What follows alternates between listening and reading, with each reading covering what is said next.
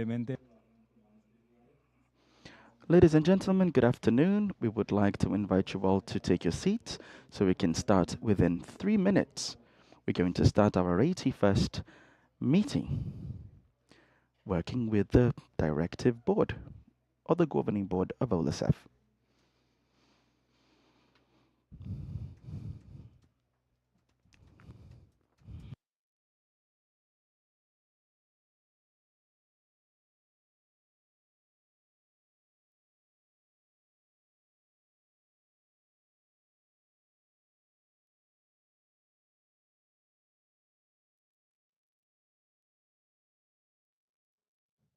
Reiteramos a los presentes. In a few minutes, we're going to get started. We're going to start our Governing Board's meeting. We would like to invite you to take your seats.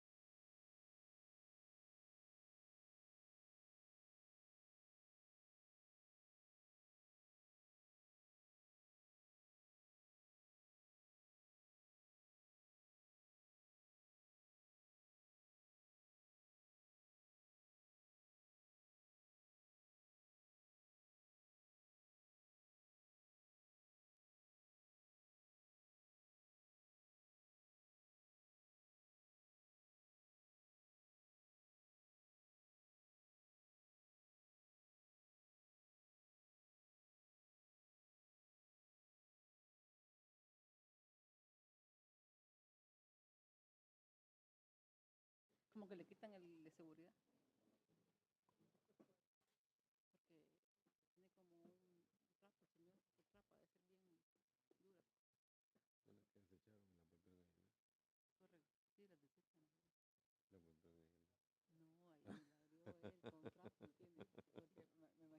Sí, imagínate.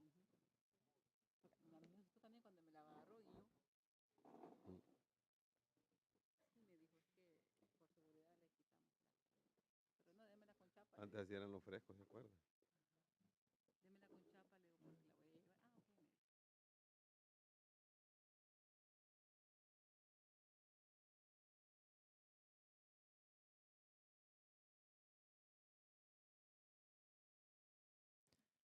Sean todos y todas muy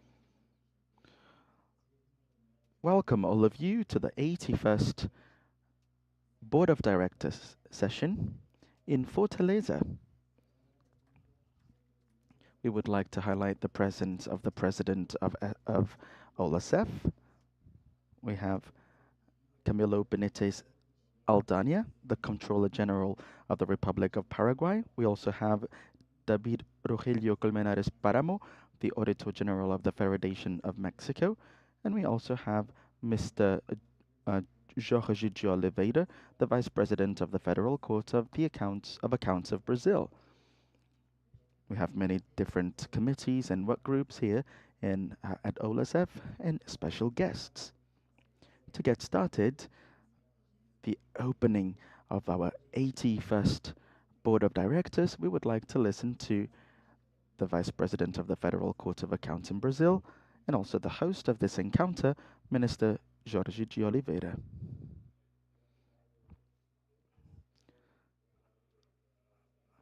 Hello, everyone.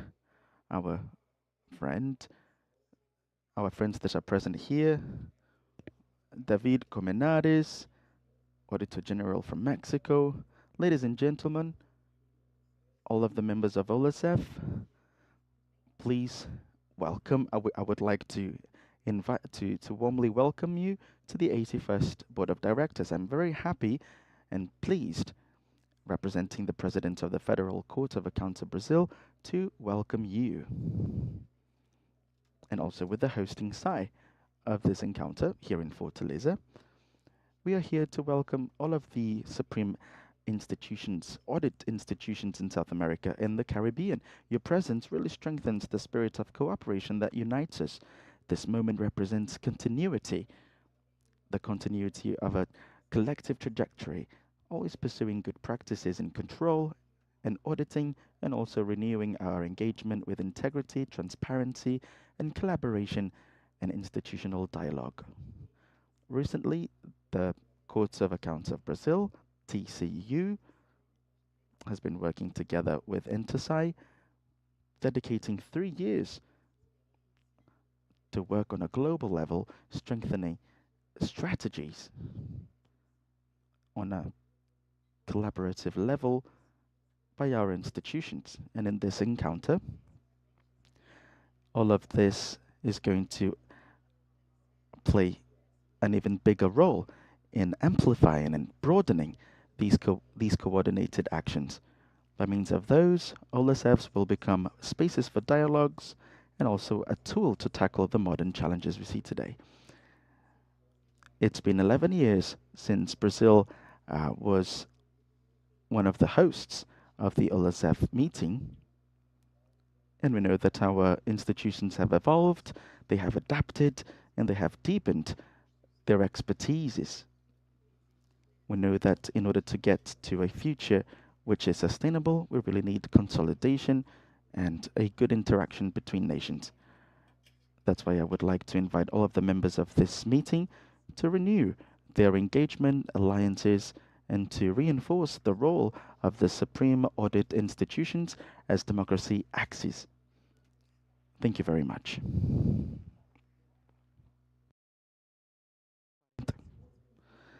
Thank you very much, Jorge de Oliveira, the Vice President of the Federal Court of Accounts of Brazil, TCU.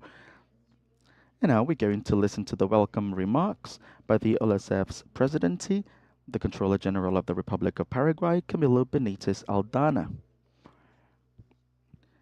Dear Minister of the Federal Court of Accounts of Brazil, Jorge de Oliveira, and also my friend David Colmenares, the Auditor General of the Federation of Mexico, and all of the other members of OLACEF here, representatives of committees, work groups, and etc., delegates from different international institutions. Good afternoon, everyone. It is an honor for me to welcome all of you to the 81st Board of Directors session in this beautiful city, the city of Fortaleza, the capital of the province of Ceará, the state of Ceará. I would like to acknowledge and thank you for your presence, for the strengthening of our organization. And I'd like to express my gratitude, especially to the TCU, the Federal Court of Accounts, which is the major host of this event. As always, Brazil welcomes all of us very well. This is all grand. It's the best in the world, we can say. I'm sure that this assembly is going to be memorable. I'm very, very happy to have chosen this place. We know that it is a bit far. And I know that having a pit stop in Sao Paulo was also a reason for complaint. But once we got here, I think we were all amazed to see this place, and it's a great pleasure to share this moment with you. I would also like to extend my my thanksgiving to the organization, to our organization, and also to our executive secretaries for sharing with us their wisdom, guiding us towards the place where we should go. So thank you very much. Likewise, I would like to acknowledge the presidency of all of the different OLACEFS instances and also the technical committees and engagement towards education and public services, which really boosts our regional community towards growth, innovation, and also the strengthening of these organizations on a sub-regional level. We know that yesterday you held some meetings under the leadership of the Chile SAI and also our Panama mates. So we know that you have all contributed towards the strengthening of these organizations. I'd like to thank you very much, all our allies that have helped us strengthen our skills, and they also have an impact on our initiatives on on the work segment. So we have been drafted here to talk about strategic themes, which are quite diverse and reflect the complexities of our region and also the richness of the work that we are doing collectively.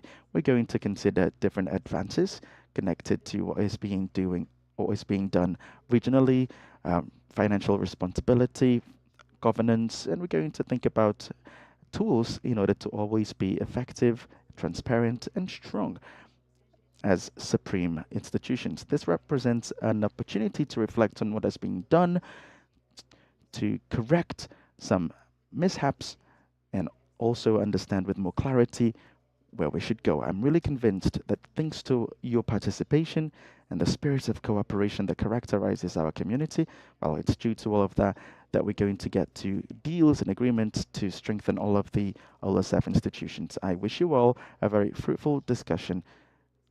I really hope that this encounter allows us to build an ever stronger institution which will be more prepared for future challenges. Thank you very much.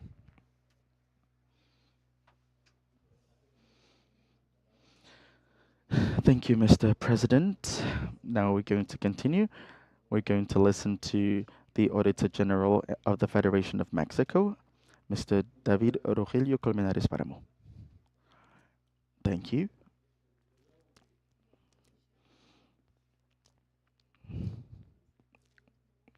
It's very nice to be with you, sharing this round table with you, being in this beautiful place.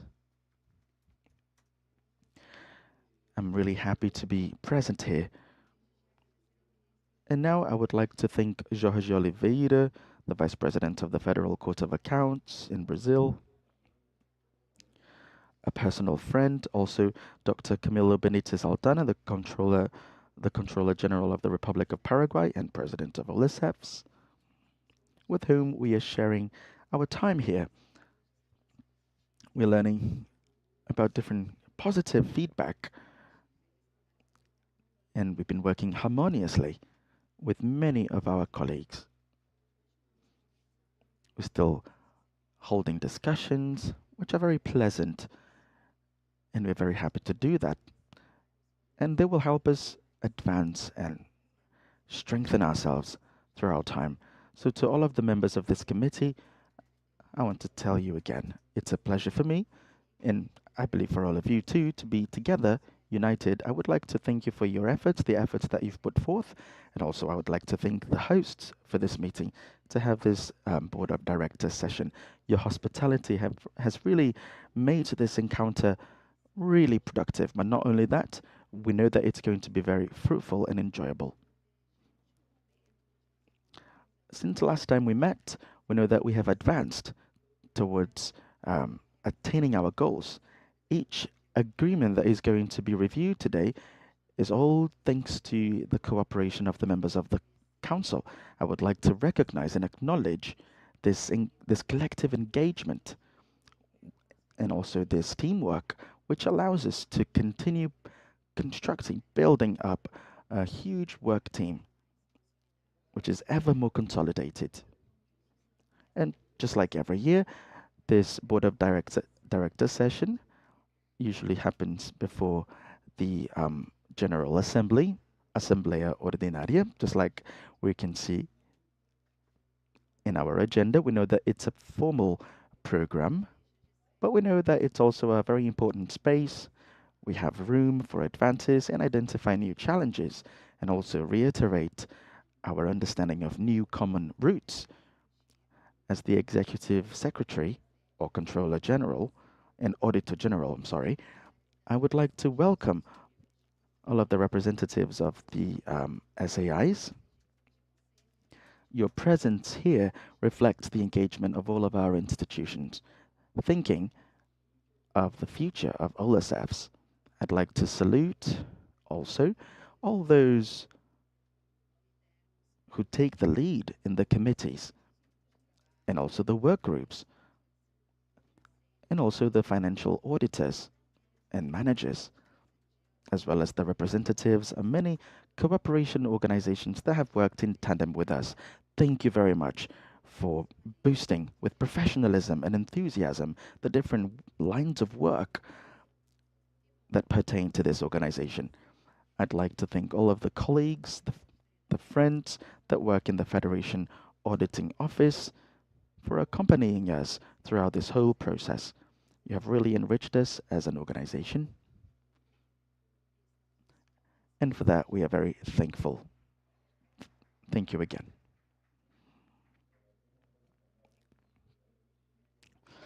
Thank you. Thank you very much, David Colmenares Paramo. Now we're going to move forward. We're going to take an official photo.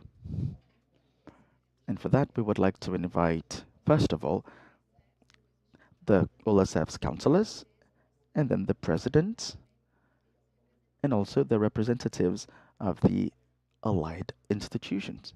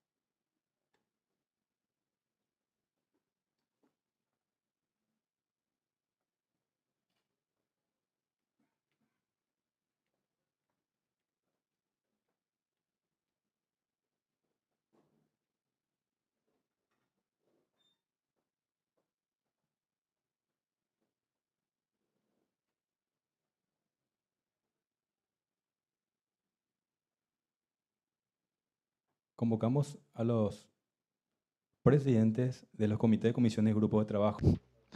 We would like to invite the presidents of the committees of the work groups.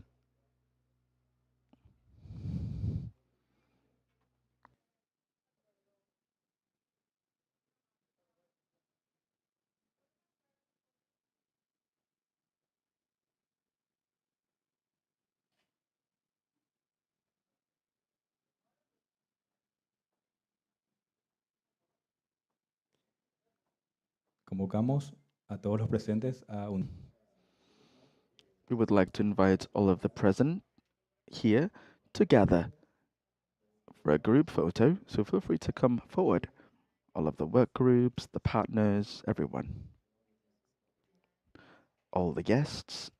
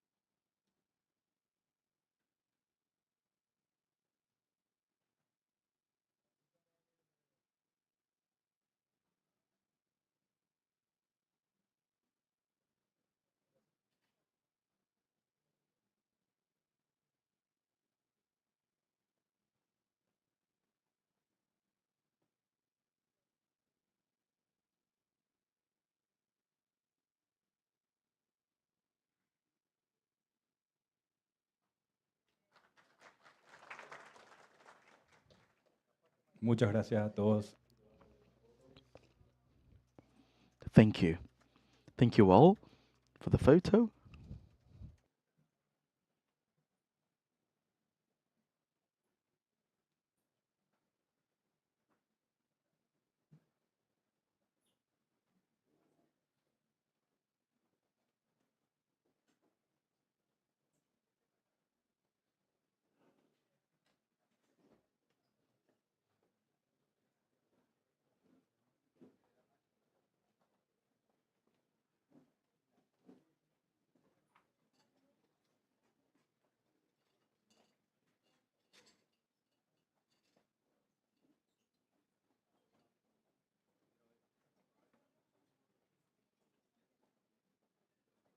Habiendo culminado el acto protocolar de inauguración de la 81ª Having finished this moment of our opening session, and also thanking you for your presence, we hand it over to our president, Camilo Benitez Saldana. It's the moment to start our session. Thank you. Muchas gracias a todos y a todas. Very well. We're going to try to do this as effectively as we can. Without further ado. So let's now move to the quorum verification. Now I would like to hand it over to our executive secretary so we can have the quorum verification. Nuevamente. One more time, Mr. President, according to Article 21 of our regulation, the Directive Council, in order to make decisions and have assemblies and meetings, will require at least 4 of its representatives in order to proceed with the vote. So in order for us to accomplish this session, these are the requirements. All right, now let's move on to the second point, the approval of some orders. All right, Mr. President, councillors, and other members of the committee, as you well know, the order of today has been defined with the Executive Secretariat at OLACEF. This document has been sent to the SAIs and also the committee presidency and many work groups. All of the feedback received has been incorporated to the document. So, Mr. President, if you have no other contrary opinions, I would recommend it should be approved. Thank you, Auditor General. You may raise your hands if you agree. It has been approved. We're going to now talk about the 81st session. In fact, the 80th session in Santiago de Chile. It was the last one. Now we're going to talk about the minute what we celebrated in Chile. Now we're going to hand it over to our Auditor General again. Estimated councillors. It has already been celebrated among our participants. So we may move forward in order to have it approved. Thank you. Thank you, Auditor General. So feel free to raise your hand if you are in agreement.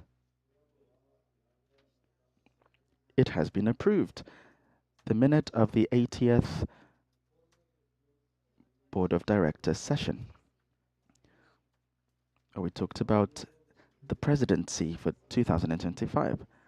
So throughout this year, the presidency of OLACEFS has continued advancing steadily towards a modern governance, inclusive, is inclusive, and also working with sustainable results, working with different segments of impact. And when it comes to governance, we doubled our efforts to have a constitutional model which is more solid, transparent, and resilient, which is able to respond to the many challenges. We want to be autonomous, and we want our SAIs to be the same way, always strengthening our exchange of knowledge and good practices, always having in view the value of having new voices incorporated, and also building and coming up with collectively created solutions. Always highlighting something important, innovation laboratories for the SAIs. We really want to work with the experience, the creativity, and shared learning of our many members. We've had many strategies such as GIZ, Adapter Infra, where we work with sustainability, and we have strengthened our relations with all of these institutions, consolidating a space where we can work together in our region by means of collective methods connected to climate change by means of digital platforms. When it comes to strategic management, we've worked on different actions in order to work always collectively, optimizing our internal processes and consolidating an institutional culture which is based on results. So we have started a preliminary study on the institutional governance at OLACEFS, encompassing its structure, regulations, etc. And this will give us some technical evidence to support our new financial, environmental, and different kinds of innovations and techniques that are used. We're going to share that very soon with all of you.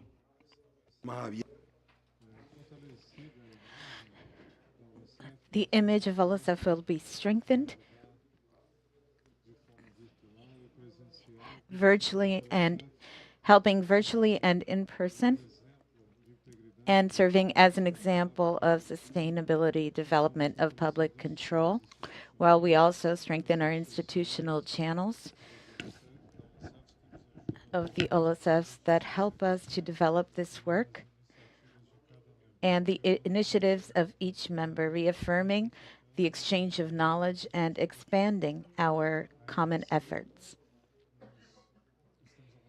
We are advancing with new formats of OLACEFs, and we will launch in the next few days through our digital channels.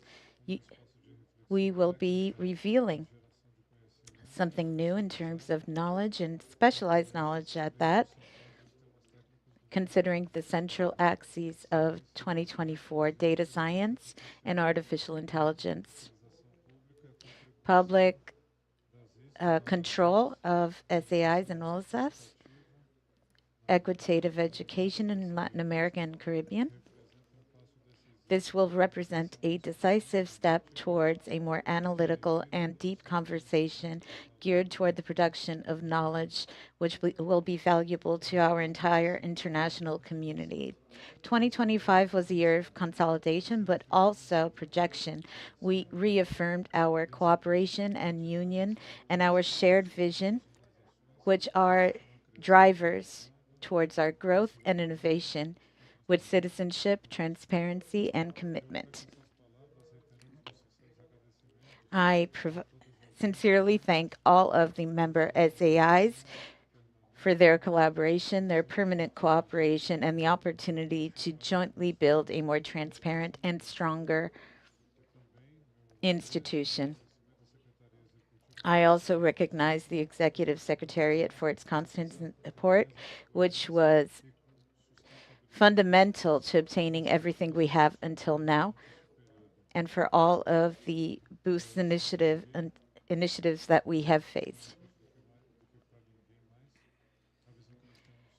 That, more than anything, shows the vision that we have of consolidating our efforts in a way that the 22 participating countries can be harmonious amongst themselves.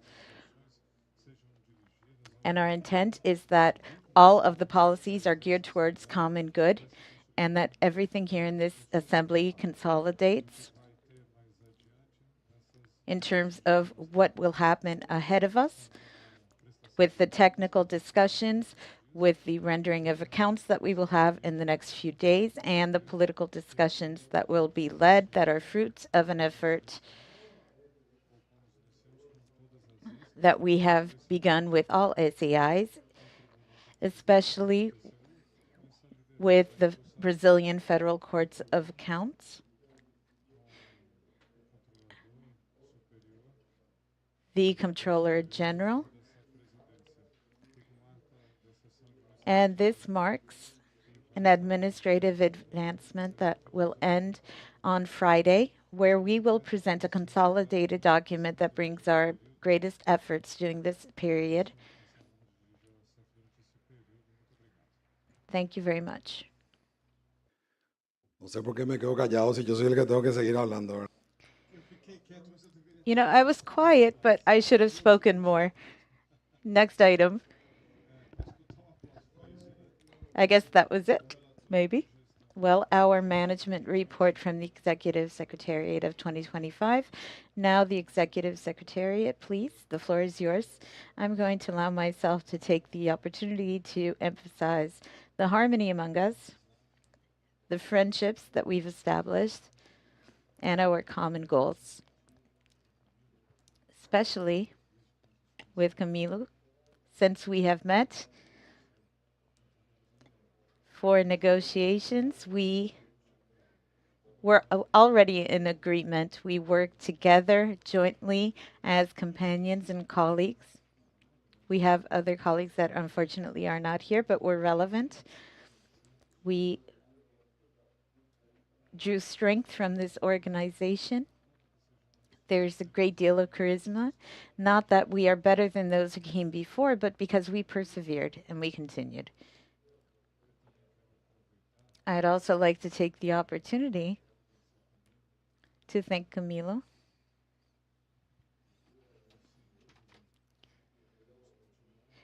There is no doubt that we will continue forward, and I would like to thank everyone for the opportunity to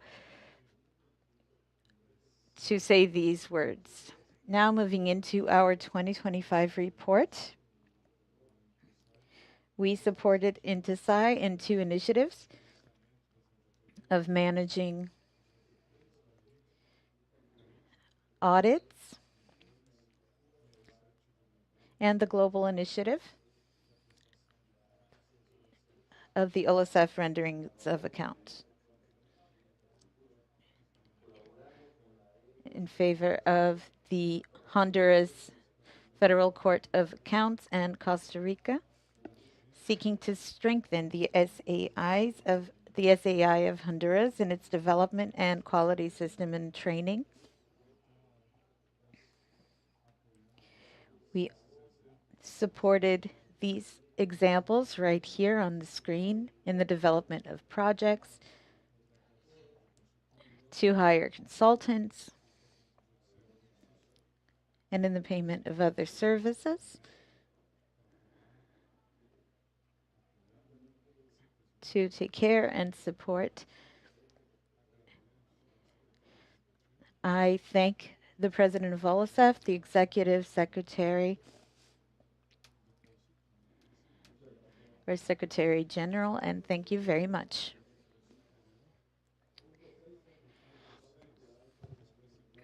On point 6, we have the main activities by the committees and commissions and the work groups of 2025. I'd like to ask the person that is going to present the management report, those from the working groups and from the presidency. I'd like to ask that you keep yourselves aware of the time and within the time established. If you have any visual materials to provide, please leave that to the assembly so that we don't repeat these videos and materials. Let's leave these materials for later. Right now, let's attain ourselves to the specific presentations of each person ahead of each committee. Now with the legal team.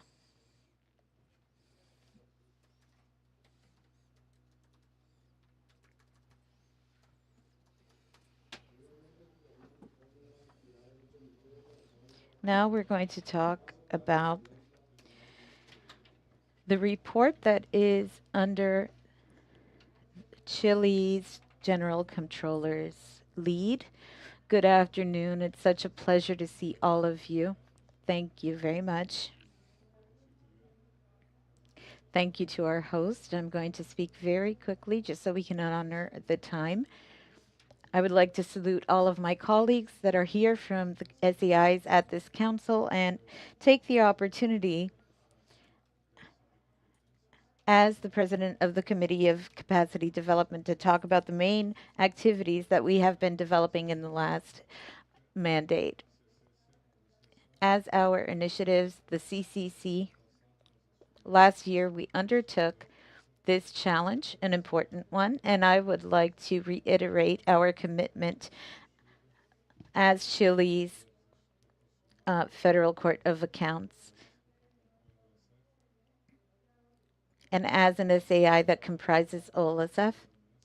The report will be detailed tomorrow with no prejudice to what we have right here.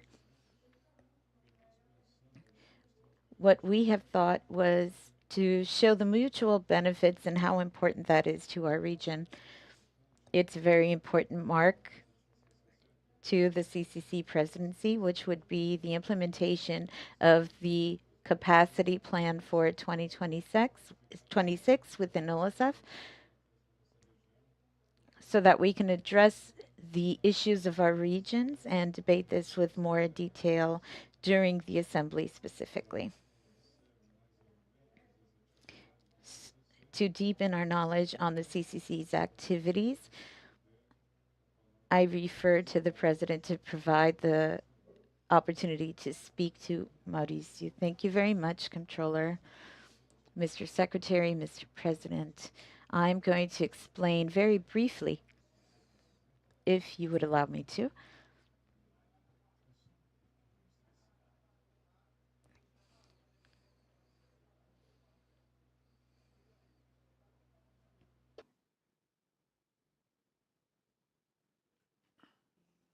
No?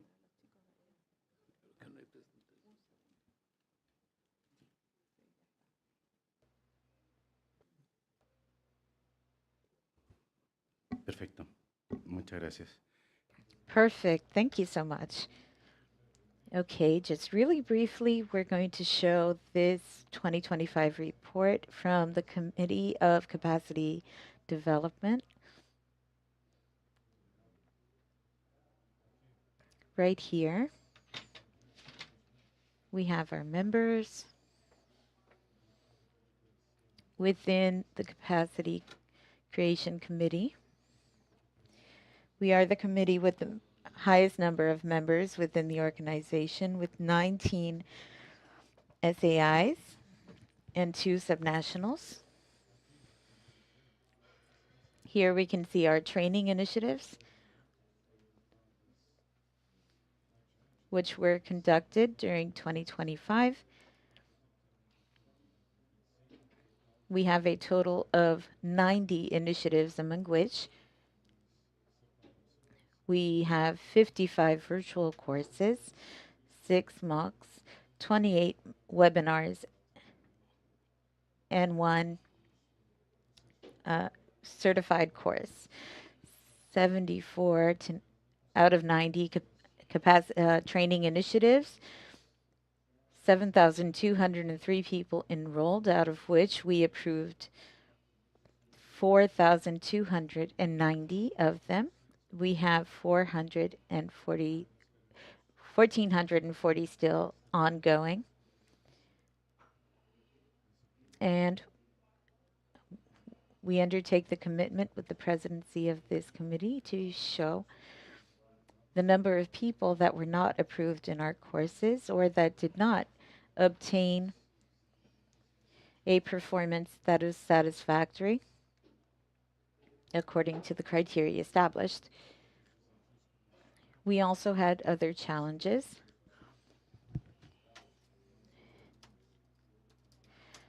This is, we used emails to send out information, also WhatsApp and social media. We widespread the information on our training. This is one of them. Here I'd like to highlight this technical workshop from the committee. It was a key space where we implemented the capacity creation plan that was approved in Panama and that focused on strengthening different task forces and was within the plan, the learning plan, where we had the methodological directives. We also worked jointly with a task force led by our Brazilian colleagues in audits, research geared towards innovation, and we also worked with our colleagues from the German cooperation, where the AI application, which is actually a search tool and that we will be addressing in more depth later on. We also worked with our Argentinian colleagues through CGID, and we had training in gender. We established new partnerships, and we also created competencies within SAIs, like we did in Guatemala through a number of universities. A little bit of what we've already spoken on. Very briefly, I just wanted to show you the process of what this training plan has entailed, beginning with the diagnostic plan training. We are implementing that in 2025 through 2026 and from now on. Within this implementation, we need to have a logical structure where we perform our activities through a number of task forces who analyze the training needs of the region, and this was changed. We have a task force led by Paraguay regarding environmental change, and digital transformation. We also have Mexico and Chile. These task forces came together and formed the workshop that talks about the fight against corruption and the task force for public procurement.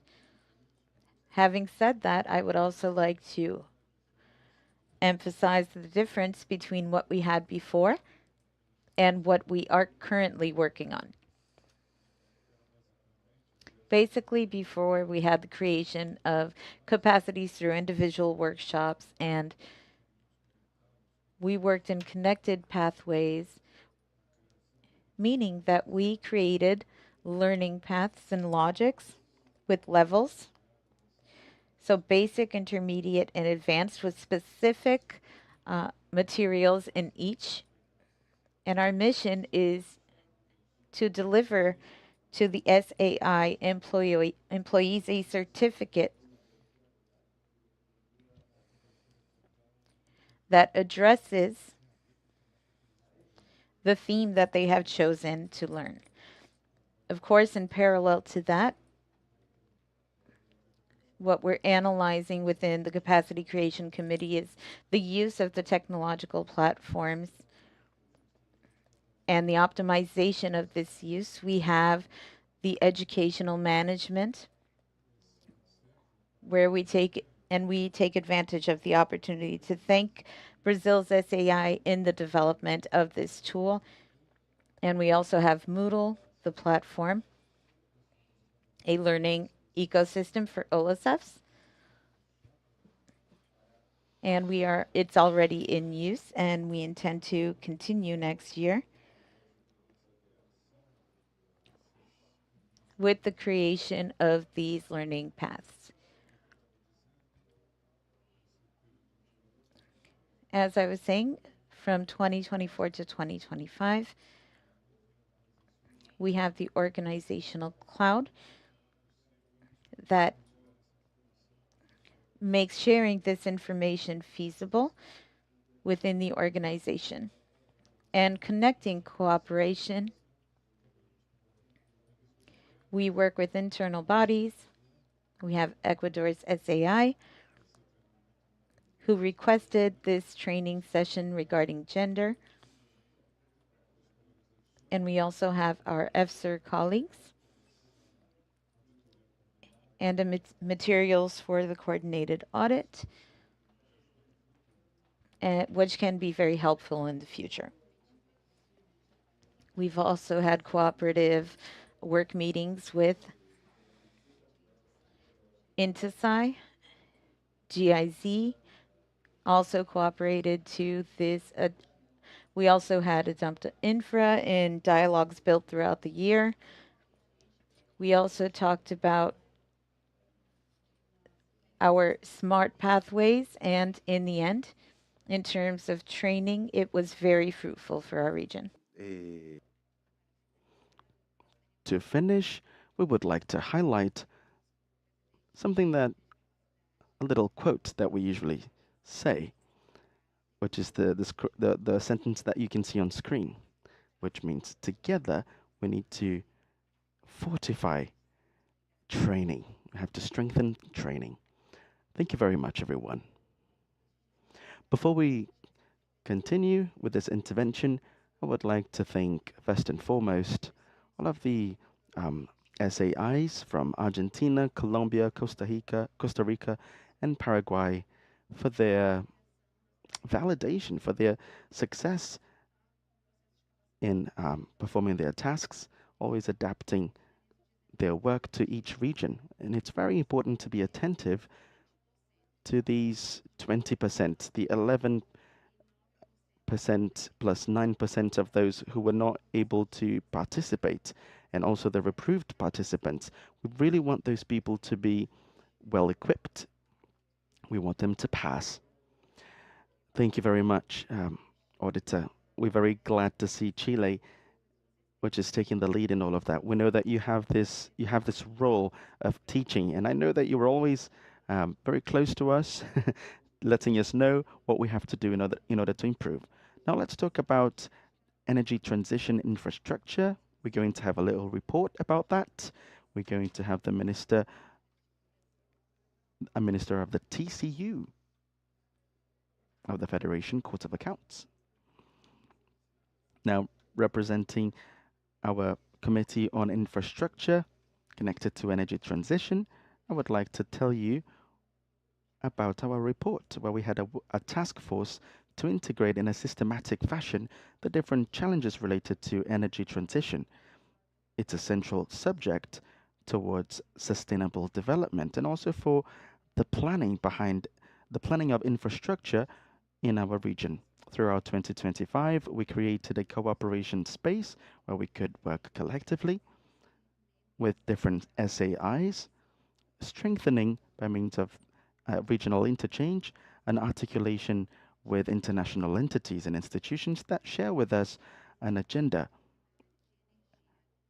related to audits and control in the energy segment. It's true that we've succeeded, but we still have many challenges. Many SAIs have technical problems and issues in order to enable energy transition with the necessary depth in this context.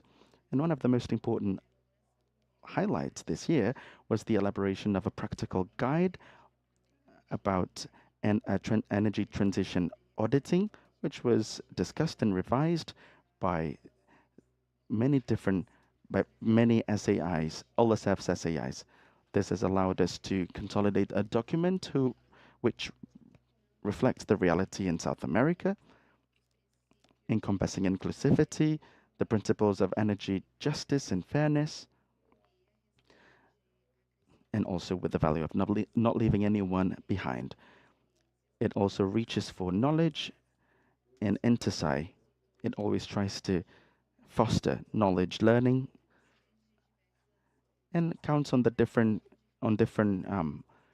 help of different SAIs and experts. We have to highlight that this has been revised by the National Energy Agency, which gives us the reassurance that we're going to be carrying out good practices.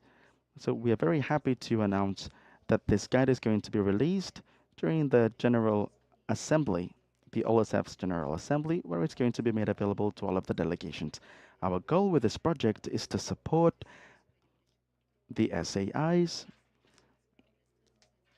in the assessment of their own energy transition process, always helping them attain their goals connected to climate change. That's why this release is more than just a technical product.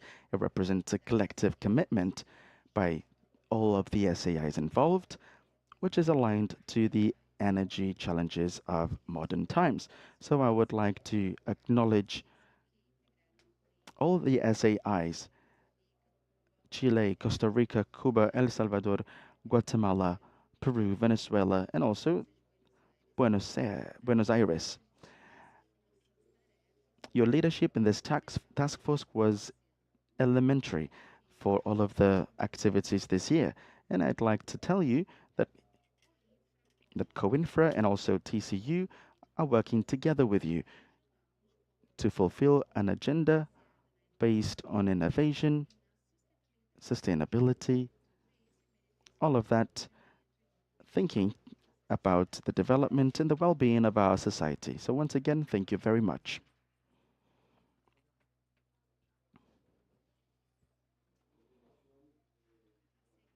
Next, I would like to have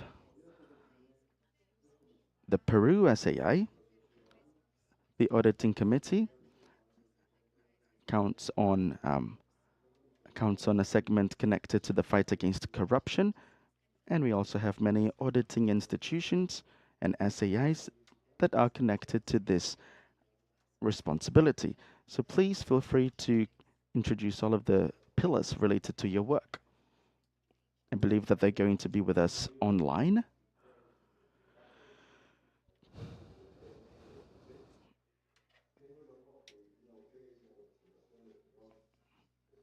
So now I am talking to you. We are speaking online. We are really sorry. We are having some issues with the original sound.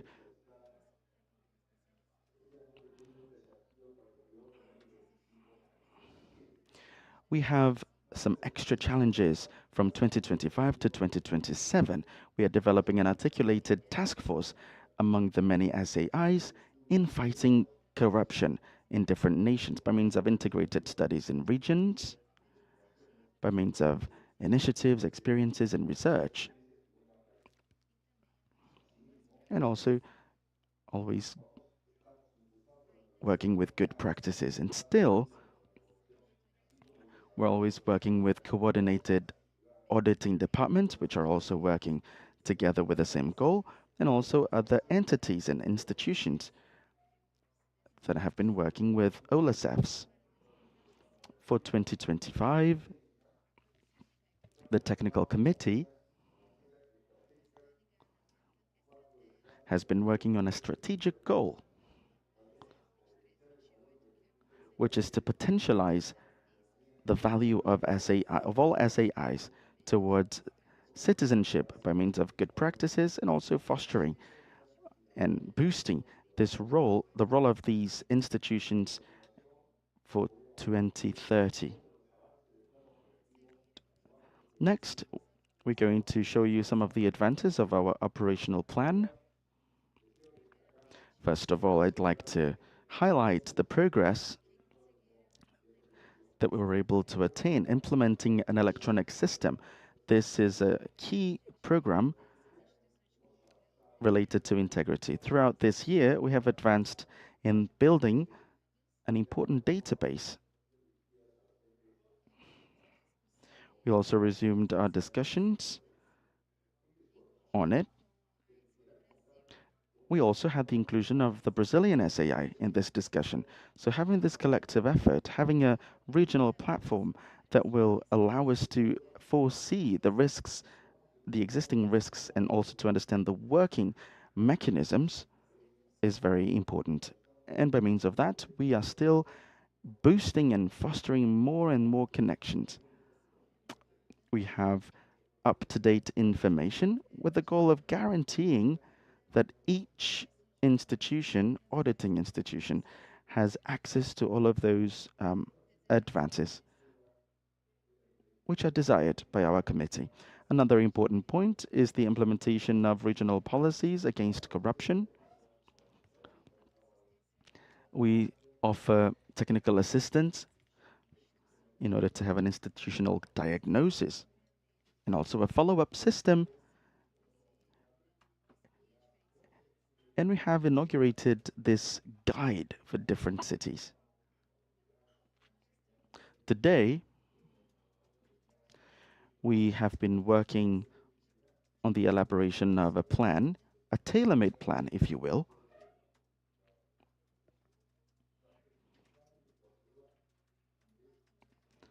And something else that we would like to add, we have been advancing on the regional action plan in order to prevent corruption. And especially when we talk about drug traffic, this is something that really calls for collective efforts and collective work. We have a preliminary version of this report, and we are preparing a regional webinar on it, together with the Ecuador SAI to share experiences and also strengthen the institutional marks connected to this issue.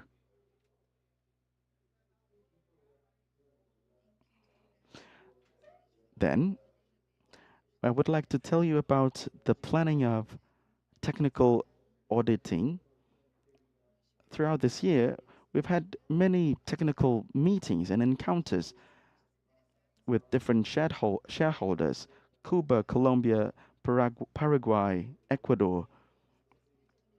We've addressed different methodologies and technical aspects of great relevance.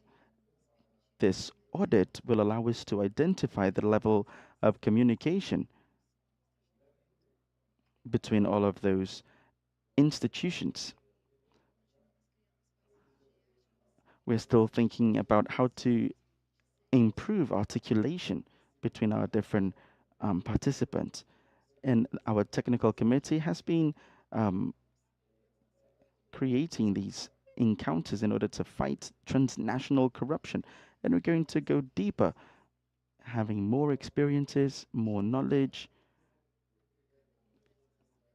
So, dear guests, this really reflects the engagement by our institution to fight corruption from a point of view that is collaborative, always minding our responsibility and the strategies that are necessary.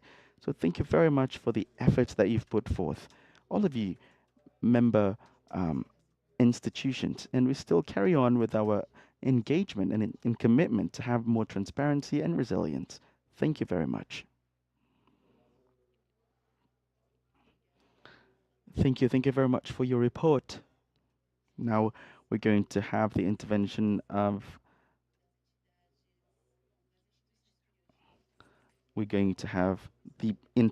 some SAIs. We're also going to talk about IT. We're going to talk about inclusivity and diversity. We're going to hand it over to Argentina.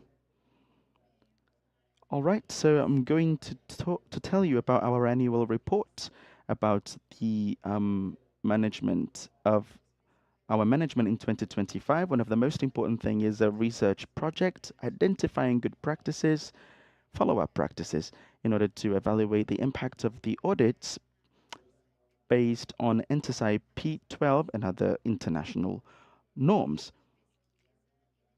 In terms of the research segment, we have to evaluate all of that, having, again, the NTSI P12. Well, all of that is very important. We've worked with Colombia, and the general objective was to create and apply a methodological route to consult with parliaments and organizations of the civil society, always identifying good practices to evaluate the impact of the audit based on those international norms. The most important thing, the motivation behind it all, was based on the evolution of the SAIs, the complexity that is ever growing when we see public management, the debts, also the need for evaluating the impact of audits, and also the search for international standardizing. Still, we have tried to identify from this process, working with the parliaments of the countries of OLACEFS, we have tried to find opportunities to understand the impact of control and auditing.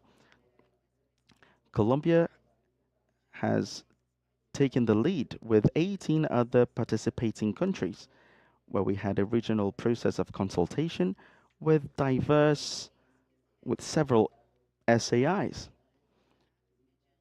And we had a very good collection of data by means of interviews on digital platforms and surveys. And as a result, we've got 3 documents which were very useful for our community in order to improve the relationship between the SAIs and the shareholders. So on the 1st of October of 2025, we had a webinar for the presentation of the results of research projects, counting on the participation of over 75 employees in all the regions. Something else that we would like to highlight is a regional contest that was held, the impact of all the SAIs on the shareholders. We had a 2024-2025 contest, which was presented on the 13th General Assembly held in 2024 in Panama, where we talked about the impact of the SAIs on the shareholders. In that sense, we proposed the following research lines: the impact of the SAIs on the legislative activities, the effect of the auditing report on the organization's performance, especially when it comes to the civil society, evaluating the impact of the auditing on the audited organizations, also the impact of the work performed by the SAIs on the citizens' life quality. We've also counted on extensive participation, receiving 30 research projects from different employees of the SAIs in the region. This contest counted on the participation of many employees of the SAIs in the region, and today those works have already been evaluated. I'd like to thank first and foremost the judge that we had,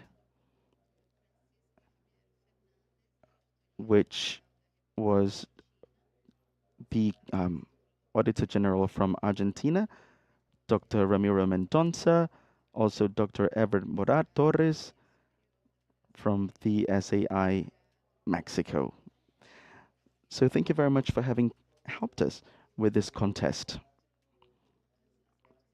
There's another important aspect, a virtual seminar, MMD update, where we saw the realities and perspectives of its applicability in the region. We had it on the 20th and the 21st of November of this year. So we're going to talk about the update of this important mark, how to apply it, and what expectations we have about it. So we counted on the participation of experts from OLACEFS and SAIs and other international entities and institutions that talked about the MMD tools and how the SAIs can use them. The goal of this seminar in 2025 was to propitiate the implementation of an evaluation control by means of this tool in order to identify strengths and weaknesses in this management. And to finish, the last point is the data center on MMD, which has as its goal to generate a consulting base when it comes to performance in order to support the SAIs in their efforts to attain their goals related to NTSI P12, which really highlights and has a difference in the life of many citizens. It's available for international consultants, and they can share information with each other. We have much information given by experts. If they want to be considered, they can also be participating in this database. President, now we're going to hand it over to Masaranero. We're going to talk about reviews. Thank you.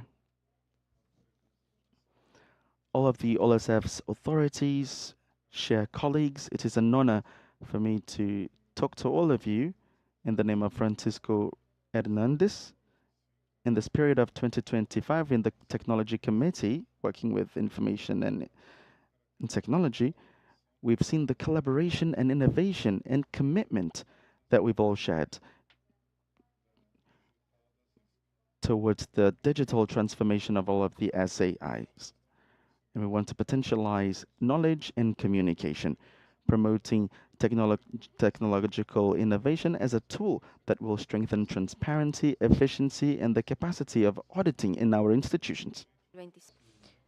Especially during 2025, as the TIC has implemented the following activities: 6.1, updating of the FCS of OLACEF, promoting and developing initiatives in the region, data science, artificial intelligence,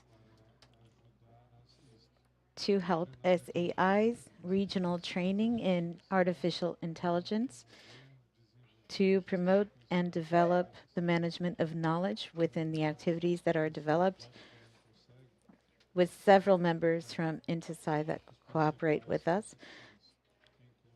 Our main achievements are mapping the knowledge on digitalization and its data, diffusing it throughout OLACEF. We have consolidated 2 key platforms, SDG 8.5, that provides us with the news and reports regarding SDGs, 880 users in the last year, and olacef.com, where we have joint open source data to consult from OLACEF. So we have Python directed data science, 97 auditors, also centered on Python. Over 2,000 who have completed training. We also have a workshop on an artificial intelligence within audits, whose first edition will be after our assembly from now in 2025. In addition to that, we also assist SAIs from Panama and Ecuador with the digitization and cybersecurity within their systems. ASITIC has also established strategic partnerships with Spain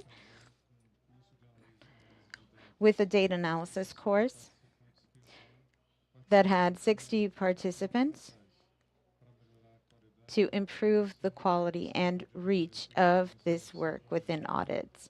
This synchronized experience was assisted by GN for application within OLACEF, and we strive to continue with Goal 6 that focuses on generative AI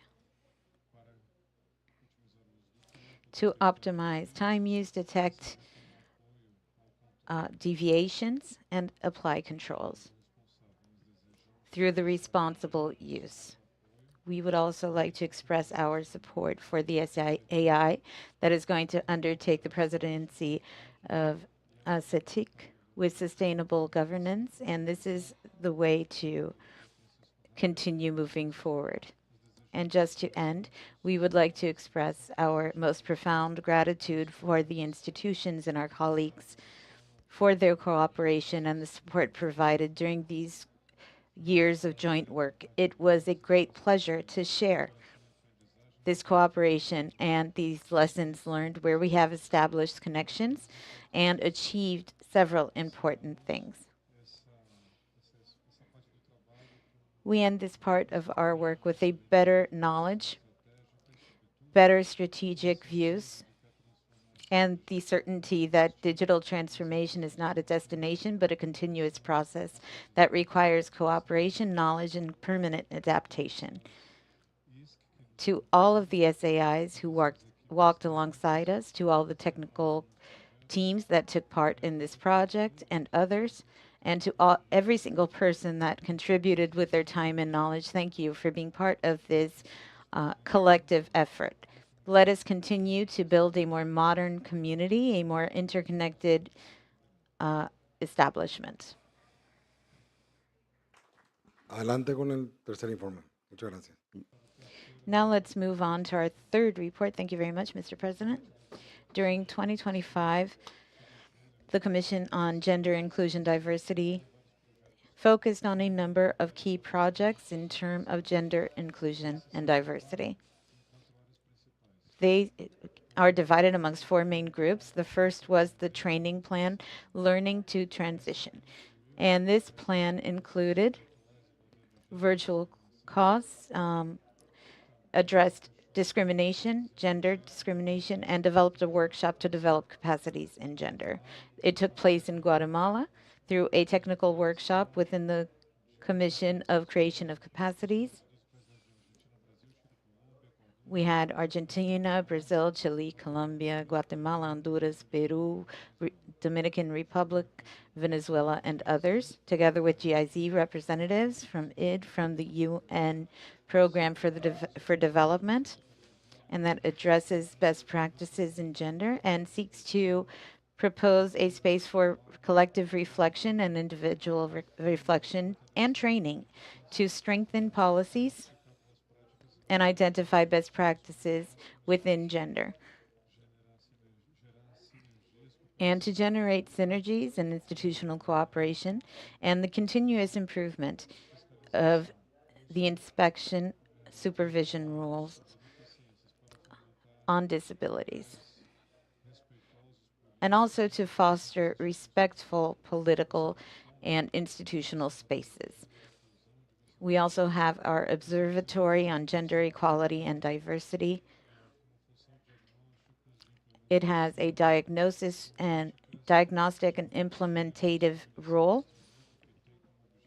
And the goal is to assess each of the recommendations within gender policy and how they are being applied in each SAI. Among the tasks, we have permanent updating of the microsite with the contributions of the different members, the drafting of a new version of OLACEFS discrimination and gender documents that should be a more clear and obtainable guideline in terms of the application and consolidation as an institutional tool.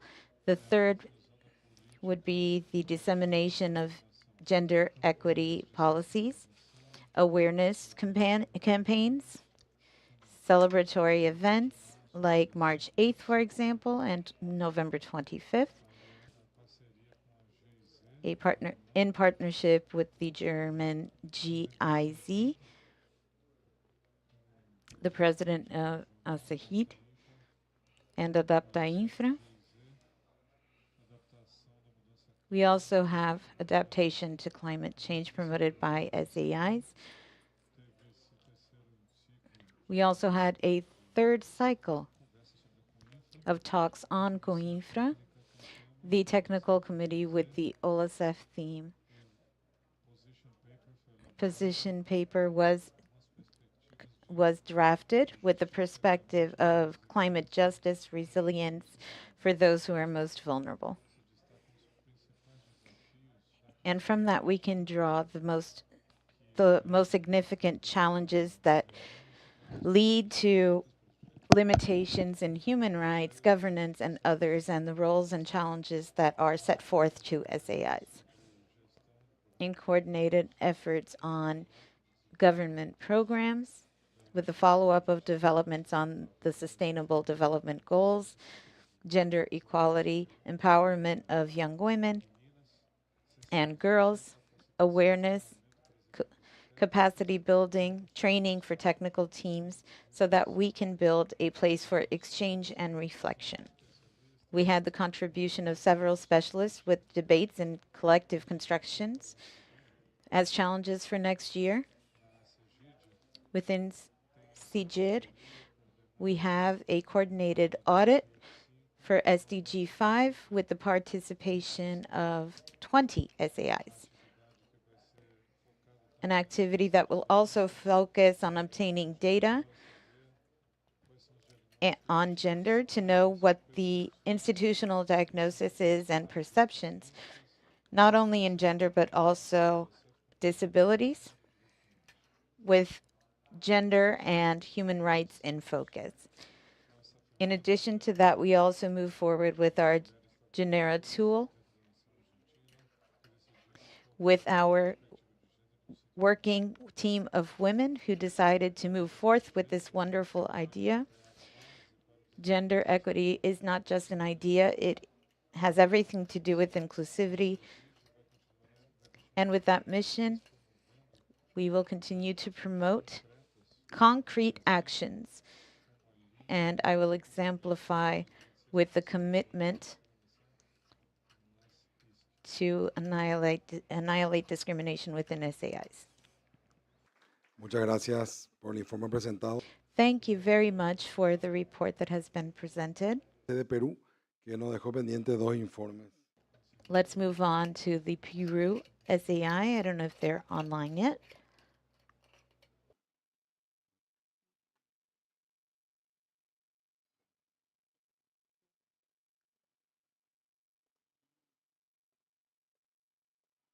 Adelante, compañero. Adelante, por favor. Señor presidente, Go ahead. Please feel free. Mr. President of OLACEF and representatives, ladies and gentlemen, I would like to mention the Convention for Participation in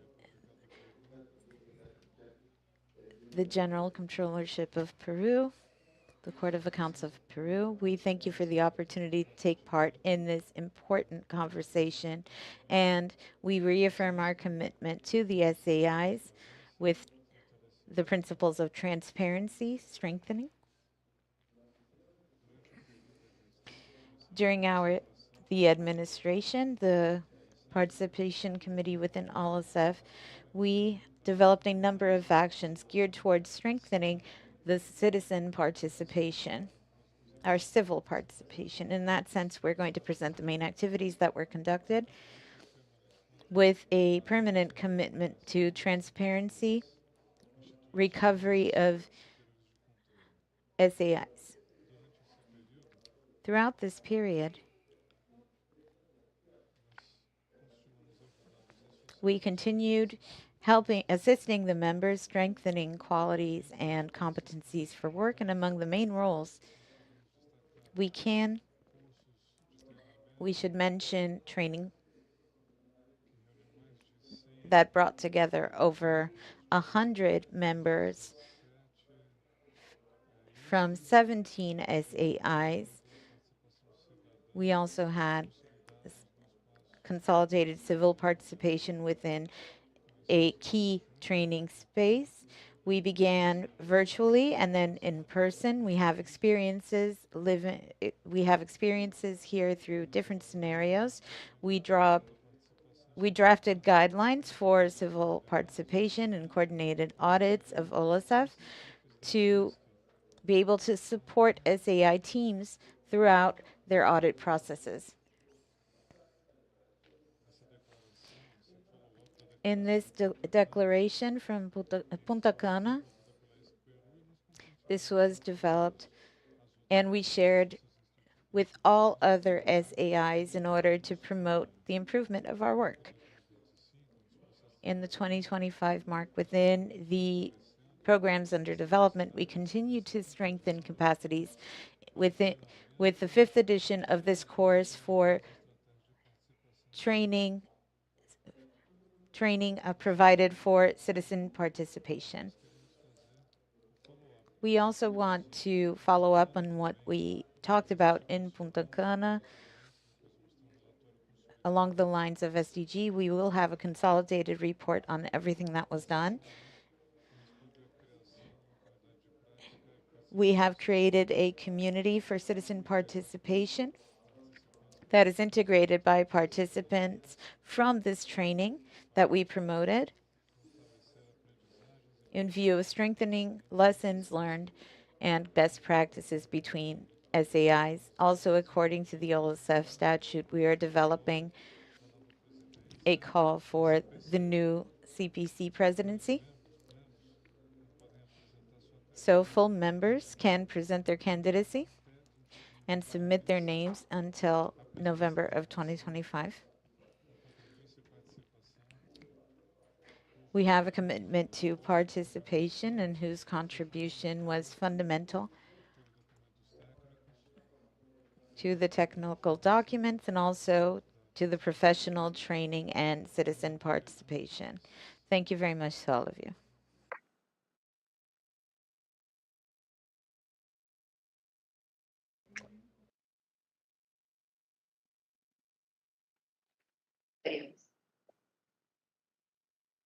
Falta un informe de la FS de Perú. There is one report left from Peru's SAI. Please, the floor is yours.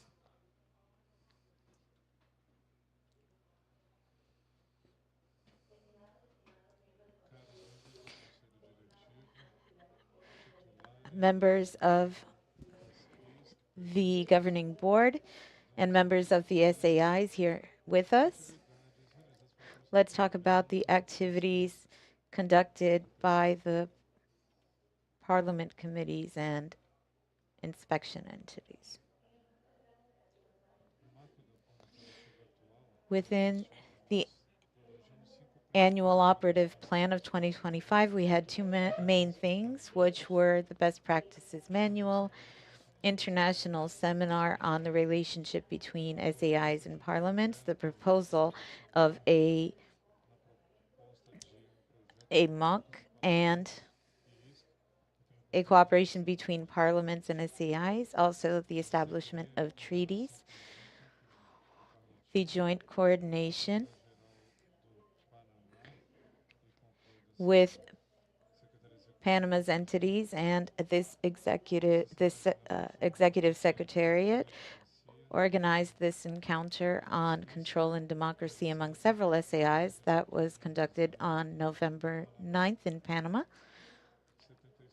We had 75 participants from 18 different countries like Ecuador, Peru, Brazil, Colombia, Costa Rica, Curacao, Honduras, Guatemala, Paraguay, Dominican Republic, Uruguay, Venezuela, and so many others. This was an international space where we had wonderful conversations and are still promoting the relationships between parliaments and SAIs, potentializing the supervisory work and initiatives that can lead to better governance, transparency,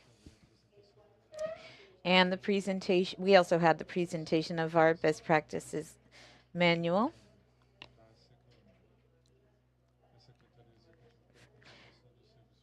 We had the hiring of consultancies established within the guide. We also had the management of AC Colombia's co-financing, an agreement with the OLACEFS.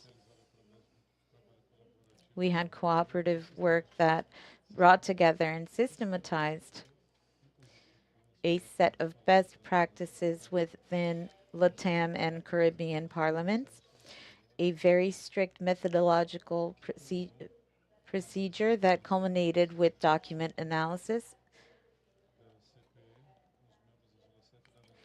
with members of OLACEF making sure that the results were pertinent. And we are going to present this manual at the end here. The activities related to the annual operative plan also involve a training workshop that will be conducted, and the results obtained will be shared as part of the Commission's work. On November 27, we had our second virtual meeting in which we informed what we were able to obtain with the activities developed throughout this year. We also discussed our AOP for 2026 and the main activities for the year to come, aligned with the strategic goals 4, 5, and 6 of our OLACEF strategic plan. We really have the support and the engagement from our institution, which really allows us to go on attaining our goals. Thank you.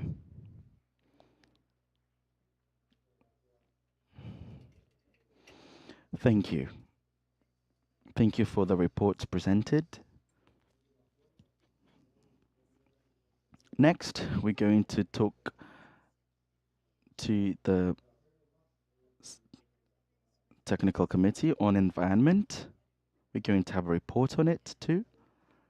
We're going to have the Controller General's office from Paraguay to present that to you. But before, we're going to have a story. When the presidency came up with this subject, there weren't many candidates to pave the way. It was very hard. There was a lot of work required. It was quite complicated. In Paraguay, I used to think, well, there are many responsibilities. We have different committees, the OLACEFS. We know that we are auditors in our country too. We don't just dedicate to the international committees and institutions. And that's why I thought this was a meaningful challenge. I really hope to be to live up to this example that Brazil has set. That's why we came up with strategic alliances. We have worked on a global level. And that's when we presented this task force in a meeting that was held this year. And we're trying to strengthen this policy, global scanner, which was created by this committee. When we had OLACEFS and GIZ working together, we elaborated a document on a sustainable culture, having in mind all of the climatic challenges. I would like to highlight our collaboration with the SAI from Colombia, which has been trying to strengthen their ecosystems. Also, Panama, Peru, and Venezuela, who have already expressed their desire to join us in this activity. We've had a workshop with the SAI from Chile, where we talked about corruption and climatic crisis.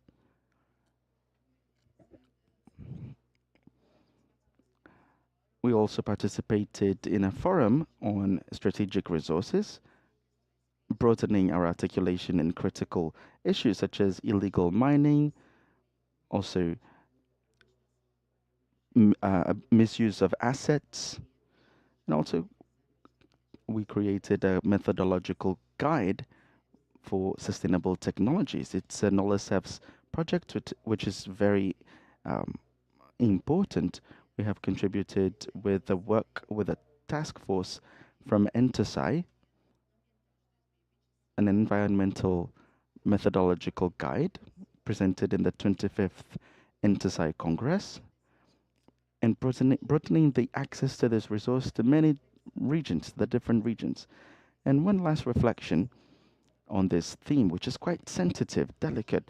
I was talking to our friends from Argentina, mentioning the great work that OLACEFS has performed when it comes to gender equality. And when we talk about climatic change or crisis, we know that people doubt if there is such a thing. When we talk about global warming, some people think that it might be natural.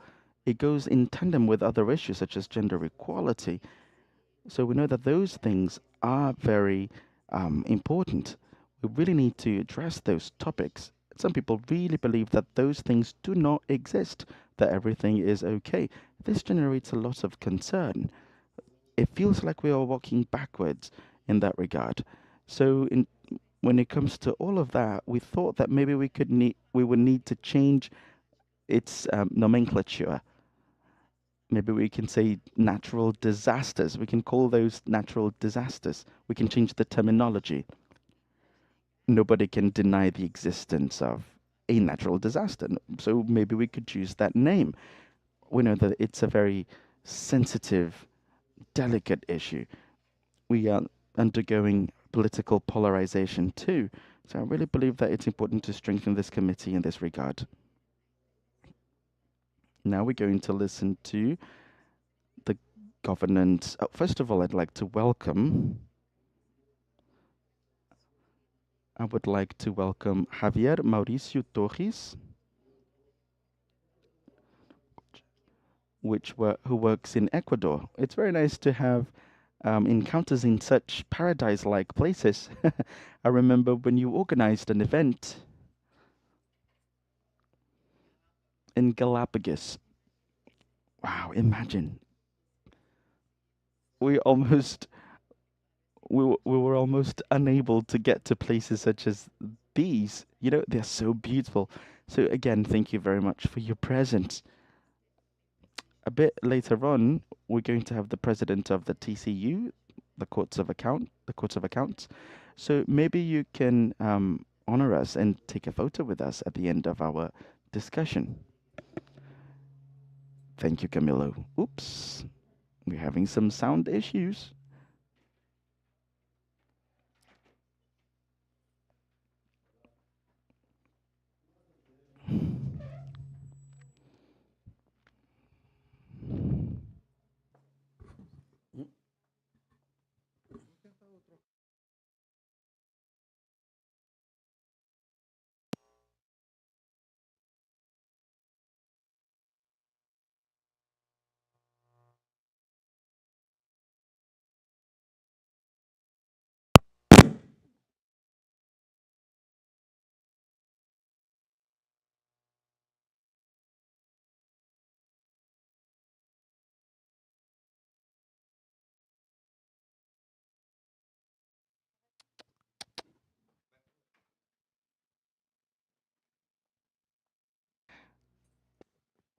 Hola. Gracias, creo que ahí sí. Muchas gracias por prestarme el puesto. Estimadas autoridades de la Presidencia y de la Secretaría Ejecutiva de la OLACEFS, apreciados titulares de las entidades fiscalizadoras superiores, Dear representatives and dear shareholders, it's an honor for me to be here with you today, where we're going to talk about the good practices and good governance to reaffirm the commitment of this work instance with all of the principles and values that guide us: transparency, accountability, civil participation, and good governance. Those are pillars which strengthen trustworthiness by the citizens, and all of that boosts a very faithful management. It's very important. It's important to think about how to strengthen our SAIs in the different regions, promoting the technical improvement of such. This year, we have amplified the spaces of learning, always counting on the participation of the population. And as a consequence, I'm going to tell you a bit about our victories together with the SAIs. We have good governance studies, the first cycle of webinars where we talked about that, the perspective of a good governance, the consolidation of task forces, including indigenous people, good governance radiography. All of those points have evaluated how to use regional tools. We also evaluated the performance by the different SAIs. We used InterSize technology where we checked indicators on the participation of the population. We also had an internal control index and also a public governance index. All of that has generated a general diagnosis identifying advances, challenges, and regional good practices. The process has combined the revision or the review of documents, surveys, and interviews with the voluntary participation of 12 audit institutions and 7 technical counterparts in the region. All of that information has allowed us to have a representational view of all of that articulation in different management models. Among the findings, we found out that the SAIs with self-evaluating tools have attained better learning levels, whereas other SAIs still face challenges with technical follow-ups. We would like to highlight good practices such as the consolidation of the network of associates of NTSI and the creation of the Public Governance Index as an integrated tool therein. when we contrast all of that information and compare it, I'd like to inform you that the final report is available on the website of the technical committee, and you can see all of those findings there. There are some recommendations on methodology and on more sustainable use, on a more sustainable use of those instruments. On the other hand, we've come up with the first cycle of webinars on good governance, which counted on 4 sessions on institutional communication, civil participation, public management, and alliance. We counted on the participation of more than 300 participants of different SAIs, strengthening the technical interchange and the regional dialogue. The last session, which took place on the 6th of November, showed preliminary results from the study Radiography of Good Governance, and showed the importance of the UN strengthening local and global efforts, thus boosting audiovisual aids and initiatives which have been supported by the supreme authorities in different SAIs. So we have consolidated a task force with indigenous peoples in SAIs in Mexico, Peru, Venezuela, and Ecuador. And this initiative shows how we can have coordinated auditing programs in indigenous languages, facilitating the access to information in different cultures. The first goal for this task was consolidating alliances with Adapter Infra, carrying dialogues on sustainable technologies. The technical committee has celebrated their first virtual meeting, has held their first meeting where we had the election of the president of Ecuador, recognizing and acknowledging all of his work done throughout the years.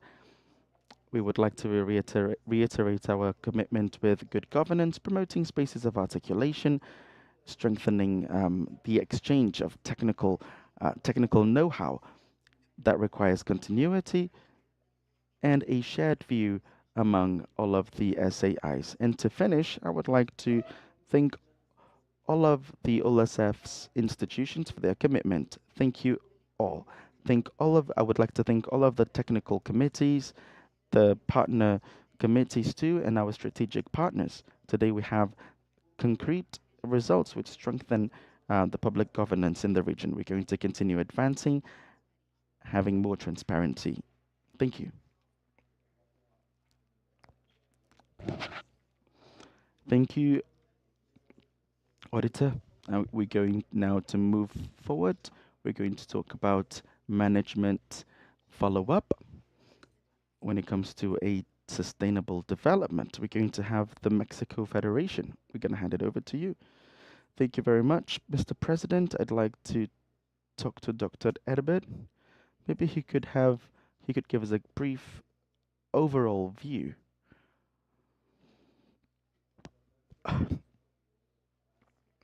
Throughout this year, we have consolidated many advances when we talk about disasters. The most important thing is that we concluded the first phase, the development of a platform from which we can use an innovative tool. We're going to introduce to you some information on it. We're going to see some budgetary information, access to technologies and everything regarding all of that, regarding what has been implemented in the region. And what we would like to share something with you, we would like it to be quite analytical. And from that, we would like to have different tools to be developed in order to optimize the governmental control and the management of disaster risks. All of these works were possible due to the collaboration of your members, especially Chile, Brazil, Belize, Guatemala, Nicaragua, Peru, of course, in this project. And now we're going to start the second phase of this follow-up platform connected to disaster management. It's like an environmental risk calculator with updated information, where we have the participation of different SAIs. We also have the publicizing of what is being done by those disaster management groups. We work with an office in the UN for the mitigation of disaster risks. We also work with training, creating spaces so that experts that discuss the topic on a regional level may participate in workshops and discussions related to it. And we've decided to create something strategic that is going to highlight the need to work on resilience and emphasize the value and the benefits of auditing when it comes to accountability, in order for us to mitigate those risks and generate prevention strategies for everyone. Thank you. Thank you, Ever. Now we're going to hand it over to the presidency of EFSUR. Thank you, President. Now we're going to tell you very briefly about the advances of the work that we've been doing with EFSUR throughout the last year. About this work, I'd like to highlight the coordinated audit on ODS 8.5 or SDG 8.5, where we have the participation of Argentina. We work on climatic change, deforestation, in Chile too. And for more details on those initiatives, I'd like to have our friend Juan Claudio Gonzalez to speak. Thank you, Mr. President, Mr. Executive Secretary. We would like to tell you about the management report from 2025. We have a little presentation for that. So if you may share my screen or our screen, that would be good. So from this presentation, I would like to say that one of the first actions that we want to highlight in this Board of Directors is that yesterday on the 24th, we had the 38th General Assembly at EFSUR, where we approved the different actions that were developed in 2025. We have approved the plan of action for 2026, and we've decided where we're going to have our next encounter in Cali, Colombia.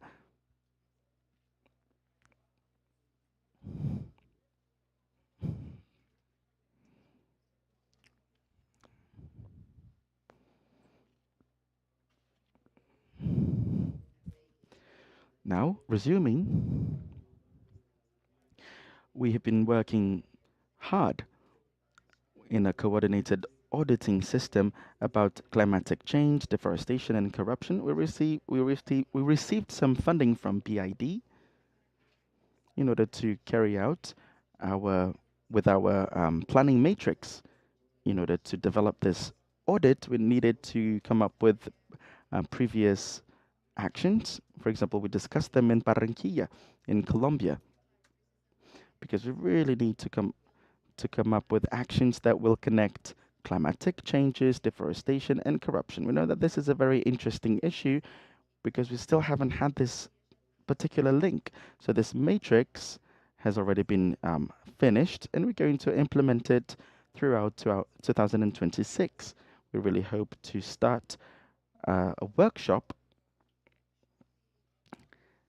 and we want to have it finished by the end of 2026. We also have some advances in the GENA.A initiative, which is something that has been developed throughout the last years. It was created in Argentina, and I'd like to tell you that the idea of this tool is to apply the gender perspective to the different auditing processes that take place in the global south.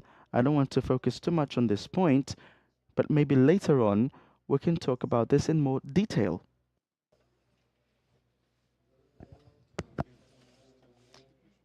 Therefore, we have to continue working on planning and training for the coordinated audit under SDG 8.5. which is basically an SDG to reduce inequality regarding women and people with disabilities. We have developed a number of training sessions in coordination, as was mentioned through Mauricio, preparing the audit teams for this inspection. We worked with Chile, Uruguay, Paraguay, and so many others, including Bogota. This audit process is already in place. It is already approved, actually.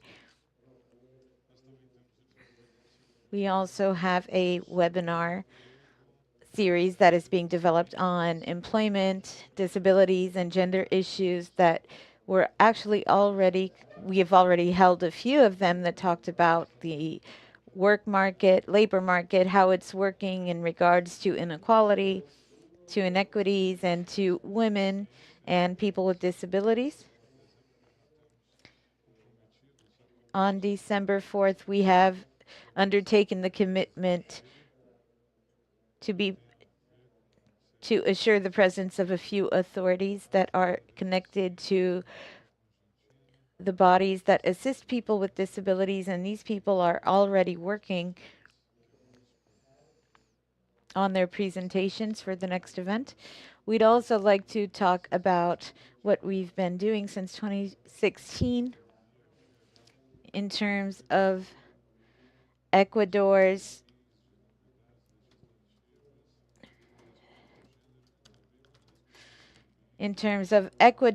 Office of the Comptroller.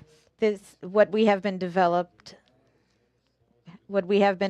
for the last few years was done with a huge amount of professionalism, and we're also going to upload this to EFSER's page so that this can be disseminated amongst everyone, not just OLACEF.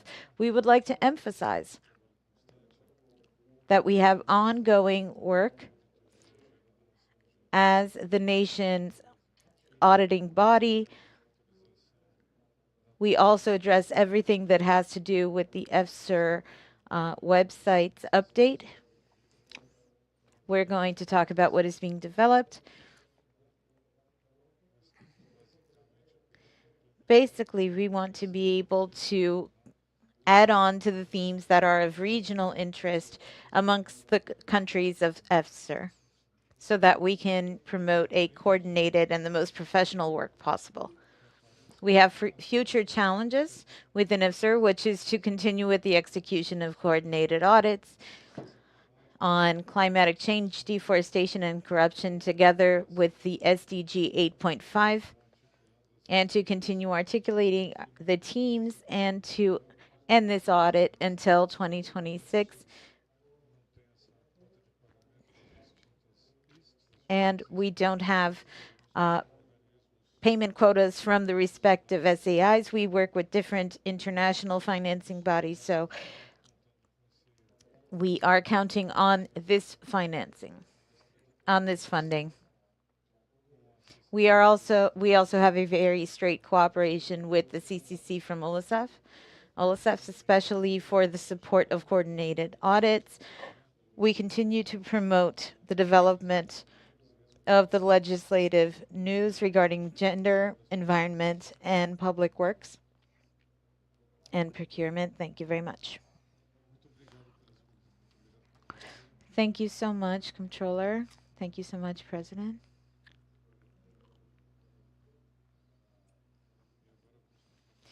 And now we're going to continue our presentations. Melanie, please.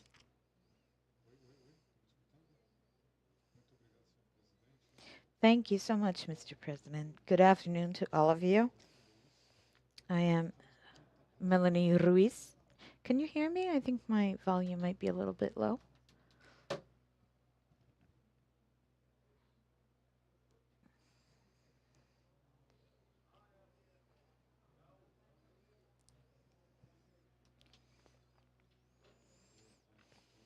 Good afternoon. My name is Melanie Ruiz. I am addressing you and would like to thank you for granting me the floor. Also, Comptroller Flores, who wished to be here but had other commitments with the government of Panama and asked me to represent him at this very important meeting. I would like to provide you with his salute from Panama and address the work we promote with our SAIs. We undertook a responsibility to continue with the initial management that was established and at the same time to boost a renewed point of view, one with excellence, to be able to conclude the annual operational plan and to address the super-regional group to better value all of its members. I'm going to talk about the main results from this General Assembly that was conducted in Honduras. And they are the promotion for, in first place, we had technological advances. We also had rendering of accounts and transparency, the continuation of training programs, best practices and experiences, which is actually one of our core activities. And having said that, I would like to thank Chile's controller, and in the name of the head of our Court of Accounts and we also know we can count on Mexico and Brazil and so many other countries in the assistance with our activities. We also have the commitment to improve the risk management system of all OLACEFS members to be able to face ever more complex scenarios. Everything is within what has been planned. I would like to emphasize a few advances with the committee, with task forces, the communication committee led by Cuba. We worked with a renewed image that reflects the dynamism and prioritizes items that promote strategic actions within the region. In terms of technology, we have the promotion of the tool that we developed together with GIZ, which is a platform applied to 56 institutions in Panama very successfully to manage each SAI. This adoption by our SAIs represents a huge jump in technology and in their advances. And we intend to show how we can obtain success with a huge positive margin.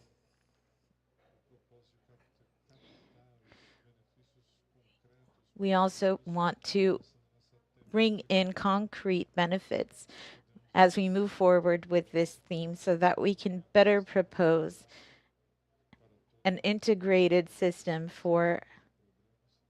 regarding initiatives and programs within Latin America. We already talked to the governing board, to Genera Infra and others, and a lot of times we're not really aware of everything that we have at hand. And our intention is to be able to promote this offering to SAIs. And to show how this can add value to all of our institutions. We are fully aware that this only makes sense if it is supported by actions that provide actual value. And that is why we are carrying out research, consults, and other actions to align expectations. And we want to strengthen our SAIs. And we also want for every initiative to correspond to real desires and needs. We reaffirm our commitment to cooperation and transparency and institutional community. And we are at the technological vanguard of our times. Thank you very much, Melanie. Thank you very much to Panama. I would like to take the opportunity to express my thank you to OLACEF's working groups and committees and commissions that presented their work before this group, our regional organization, everyone that is here. Moving on, we're going to item 7, audit report of OLACEF management, and I'm going to provide the word to Honduras Court of Accounts. Good afternoon. Due to the responsibility that we have undertaken as the OLACEF auditing institution regarding gender, inclusion, and diversity, we are a specialized organism in that sense, and we want to promote and strengthen regional capacities and institutions regarding these 3 themes within SAIs.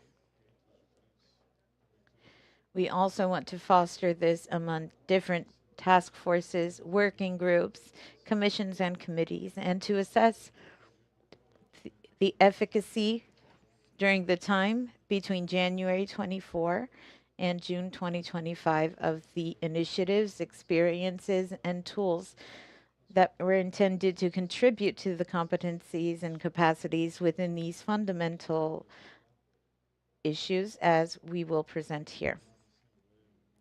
We will also have a deeper presentation to provide during the assembly. Thank you very much. So during the assembly, we will dive deeper into this issue. So the report on the execution. Let's move on to our next item, item 8. I grant the floor to our Executive Secretariat. Thank you very much once again. And let's hear our colleague. Due to the time, I'm going to be very brief. We had 63 activities throughout the year, 174 specific, and others that were general. We had a few modifications in general activities, 16 specific that were initiated and terminated in the advancement of the execution of activities throughout all instances of the Institute. But we'll talk more about that during the assembly. Thank you very much. The quota report of the members, if we could submit that, please. Can we have our presentation on the screen, please?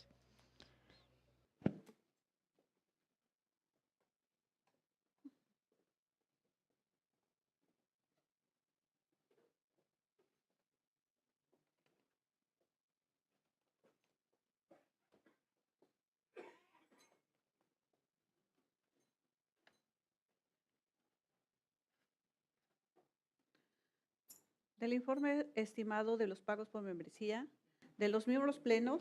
The report of the full member quotas. We have $157,000, which is 67% of the contributed total. Of the associated members, we have $78,300, which is equivalent to 33% of contributions. The estimated receivables are $235,300, equivalent to 100% of the expectations. So we have from our full members $157,000 received. From the associated members, $75,600. Among the associated members, that is the equivalent of 97% of what was expected. And if we look at the general numbers, we have received 99% of the expected contributions. The only amount that we have not yet received is from Santa Fe, Argentina, $2,700. It's an associated member, just to make this clear, of the province of Santa Fe. It is not the Court of Accounts. Thank you very much to the Secretariat for this report. Now, we are going to grant the floor again to the Executive Secretariat, to the Governing Board. Let's address the budget. We had 340,000 and also the budget was compromised in 200,076. We paid 384,897.63, and we have available 203,945.40. In the next slide, you will see what is already what is available, what is not. Next slide, please.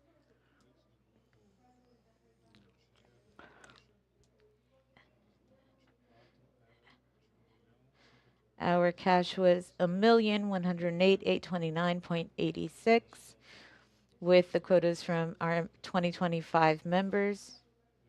We added $232,600. So from the agreement 1200/11/2015, we also added 5,176.97, a total together with the 2024 membership quotas, 240,476.97. In 2024, we made payments in the amount of 56,517.57, and in 2025, 156,365.16. Our total in liabilities was 212,882.73. We do have a balance in November of 2025 of 1,136,424.10. Our balance in IDB resources on as of November 20th, 2025 is $12,763.68, and our total cash is over $1 million.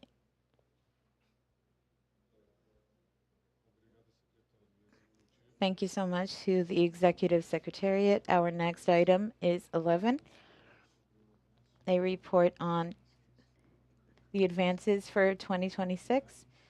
Governing Board, once again, thank you.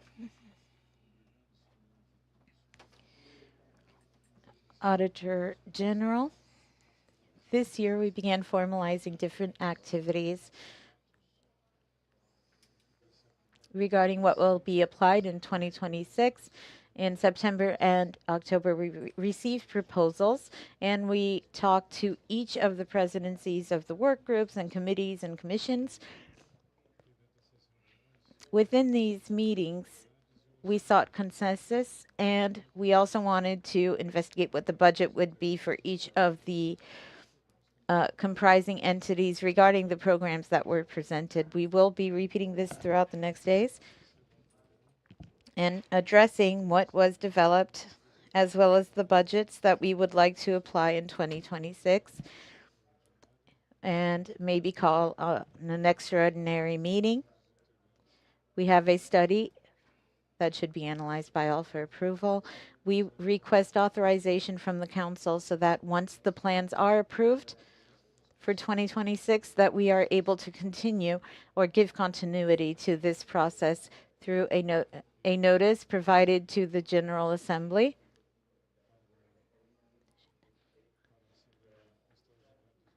So that the Extraordinary Assembly in 2026 can ratify everything that is established here. Thank you very much.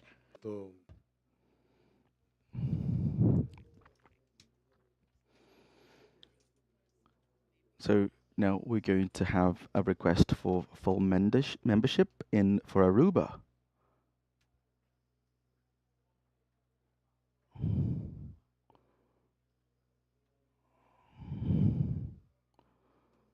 Thank you. Thank you very much, Mr. President.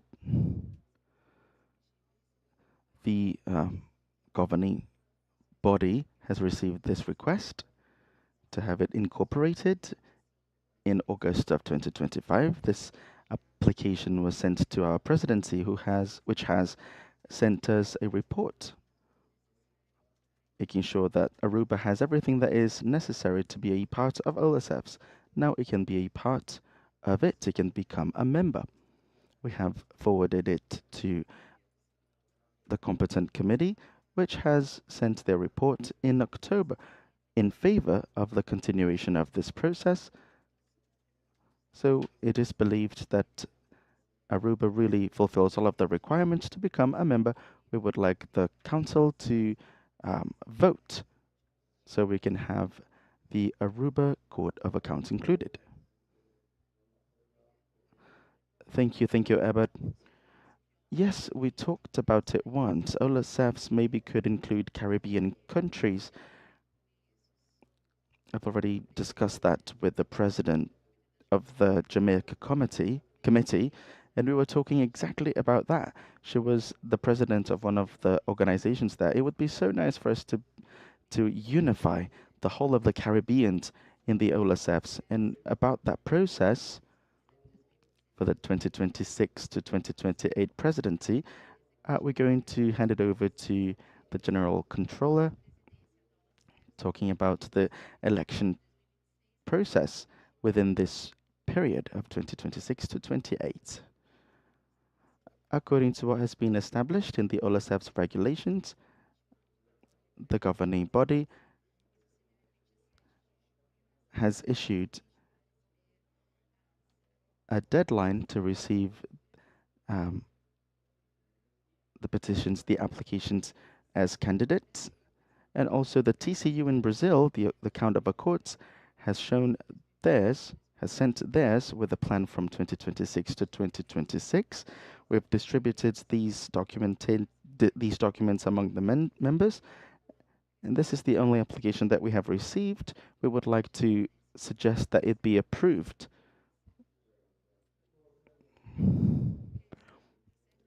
Okay, this is going to happen during the assembly. It would be a privilege for us to give a round of applause since we have a candidate. So we really want to give the auditing institution here in Brazil, so we can actually offer a round of applause for Brazil, to Brazil. So I wish you the best of luck after you become a president of OLACEF. It's not an easy task. All right, let's talk about the report about the task forces, which are going to the task forces presidencies that are going to start in 2026. So, Mr. Secretary, on the 31st of December, we're going to conclude the candidacies of the presidencies for CTPBG, also for GTFD in Mexico. So the different SAIs have already spoken about their interests, and also the Disaster Audit Group have requested the extension of the mandate for them to be able to carry out their activities in 2026. So today, both CAG, CTPBG have already fulfilled what has been requested of them. For CTIC, we still need some requirements to be met. CPC is going to integrate a new presidency on the 12th of December. This is what we had to mention. So a report about the process for a financial auditor from 2026 to 2027, we hand it over to the General Controller, to Controller General. Yes, we have issued a call for financial auditor from 2026 to 2027. Guatemala has shown their interest. It's the only candidacy. So we recommend to the Assembly that Guatemala be elected as financial audit.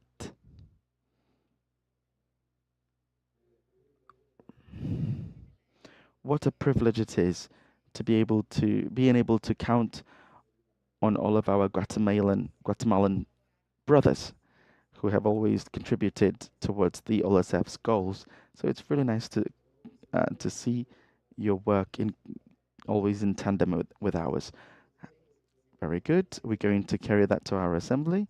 Now we're going to talk about technicalities and technical issues, reports on processes related to management auditors from 2026 to 2027.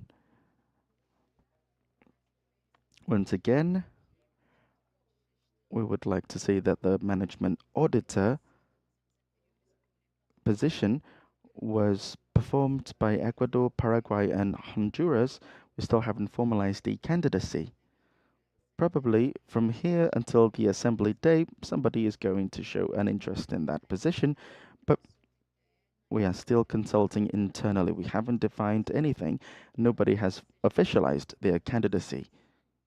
We're going to deal with that later on during the assembly. So one of the members has to apply for this position. Very good, Eber. Now we're going to talk about technical themes for the 35th Extraordinary Assembly in 2026. Once again, you have the word. So we have received 15 proposals about technical issues, which have been forwarded to our members, full members and associate members.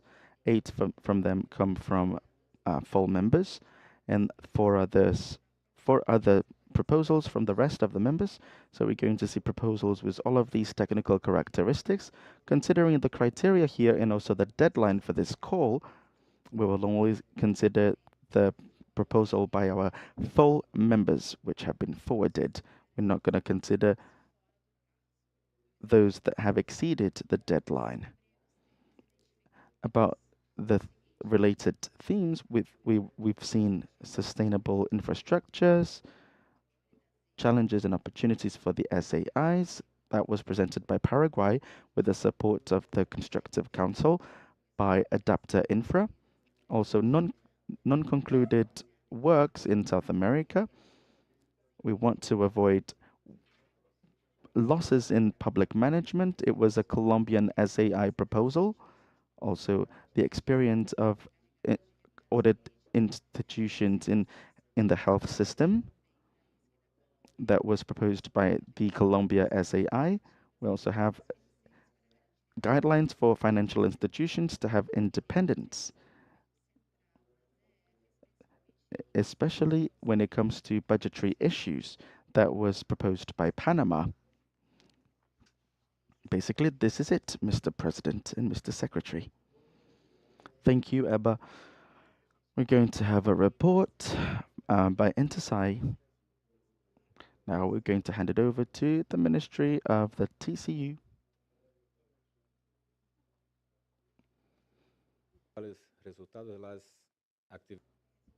We're going to show you some results of the activities that we've been developing with Entersai here at the TCU, the Court of Account, and the relation of it all with the OLACEFS. It reflects a set of actions supported by permanent allies, such as the SAIs in South America and the Caribbean. Since the very beginning of our mandate, we prioritized the regional realities. We wanted them to be present in the international discussions on public governance and institutional strengthening. We wanted to participate in global forums and also we also wanted to adopt the UN resolution recognizing the role of the SAIs in the SDGs, and also shows the importance of our community and community efforts. When it comes to environment, when we talk about Scanner, the initiative, the Scanner initiative shows how we can bring that to the global level. We see the massive participation of the OLACEFS SAIs in training and applicability of this tool reinforces the engagement and commitment of the region in contributing towards the creation of technical solutions for this climatic agenda. In infrastructure, the activities originally developed in the area of GP Infra have contributed to the creation of Co-Infra in 2024. Our committee has instituted a technical mark for the follow-up of infrastructure, focusing on public and private institutions, always working with cooperative auditings.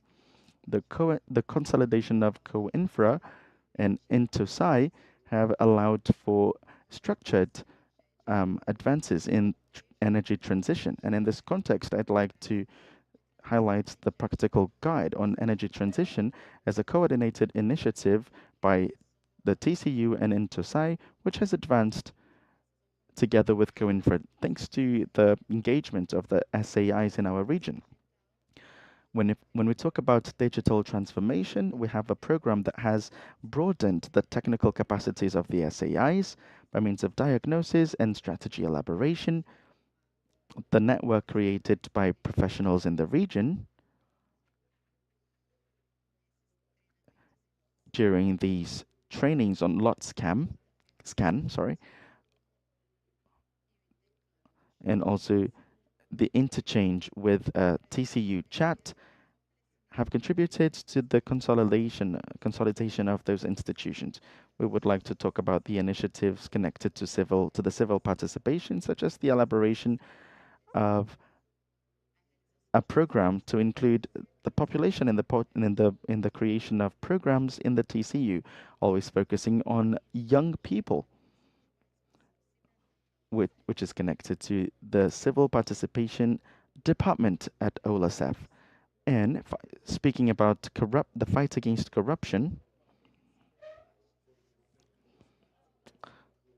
under the coordination of the transnational efforts against corruption, they've all been working together to prevent irregularities and provide transparency in the region.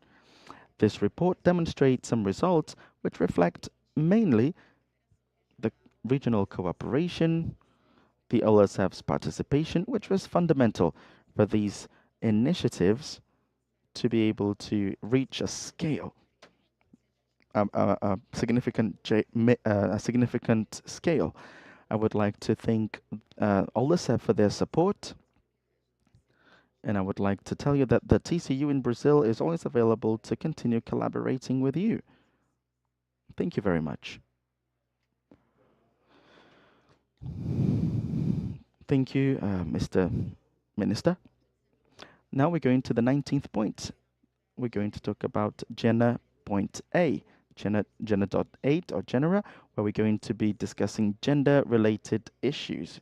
I'm going to hand it over to the president of FSUR to audit having in mind gender equality. Very good. So about that, we're going to hand it over to the SAI in Argentina.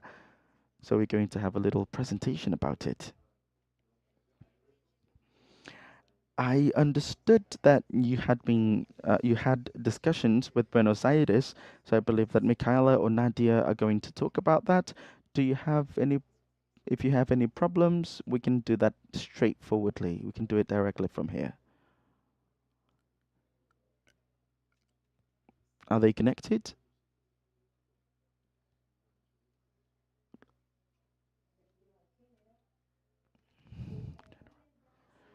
This tool, the general tool, was created for people that develop this auditing work. And we work with two indexes. The first one, the number one axis, when we talk about gender perspective on an institutional level. And on the other side, we have axis number 2, where we have gender perspectives in public policies. This tool was proposed by the General Auditing Department in Argentina. It was shared in order to work and collectively develop all of that together with FSUR. We came up with a task force where we worked with different indexes and indicators, holding different virtual meetings, discussing all of the content connected to this tool in order to develop it further. we wanted to have it consolidated on a regional level in order to have coordinated auditing programs. In parallel, we also had virtual trainings, and this training was done by the by AGU in Argentina. And today we have more than 7 SAIs. We have seven SAIs that are participating in it. We're also working on an information system to have all of the results thereof uploaded. And now I'm going to hand it over to Nadia Ruiz, who is going to tell us further about the advances of this tool. Thank you. Hello, good afternoon, everyone. First of all, I'd like to thank you very much for the space that I'm being given. I'm going to be brief, and I want to tell you about some victories that we've had when it comes to the use of this tool. We were able to introduce this tool to Central America and the Caribbean with different SAIs, and we had the chance of talking about it whenever we discuss gender perspectives in auditing. Yesterday we had a presentation of axis number 2 in the Ordinary Assembly, and I'd like to say that this tool is being already deployed and implemented. The Court of Accounts in Uruguay has implemented it. It's described in the report that they created. We also have that in Chile, which has been implementing axis number 1 on the effectiveness in the armed forces, of the effectiveness of gender perspective in the armed forces. We've had important trainings which are connected to an audit.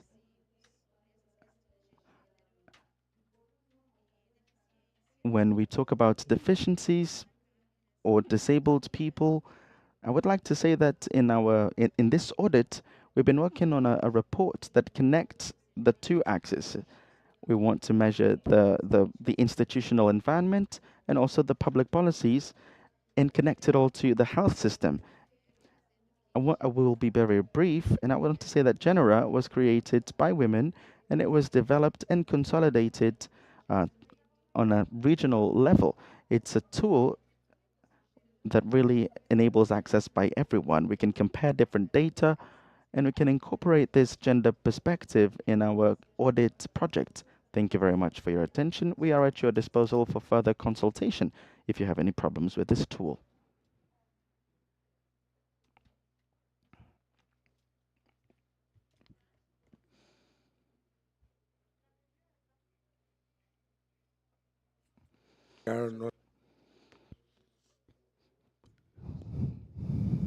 Now we're going to have the TCU president, Vitaldo Rego.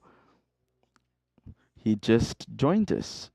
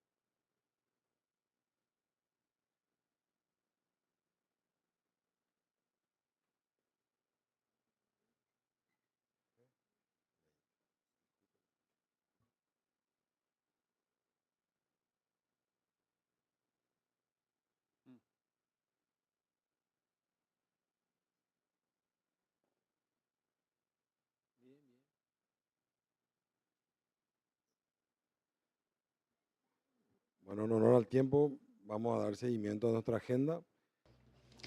To save time here, we're going to move on with our agenda, talking about international cooperations, OLACEFS reports.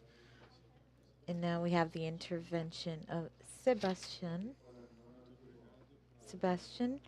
And to honor the time, we are going to be very brief in this presentation. We are going to Thank you very much for all the to all the SAIs who are here today, to the presidencies who are executive secretariat. Regarding the cooperation aspects in the region, there are several things to be mentioned.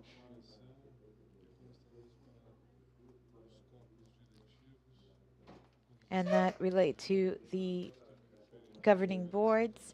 I'm talking about the cooperation that we had with the presidency and the executive secretariat and the training, the capacity and training committees with our GIZ colleagues who are here today from the IDB as well, our colleagues from the TCU or Federal Court of Accounts of Brazil, and several entities and SAIs.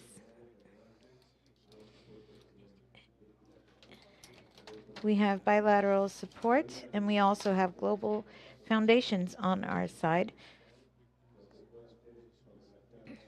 And as what we intend to show is what we can do with all of the lines of work and emphasize in this case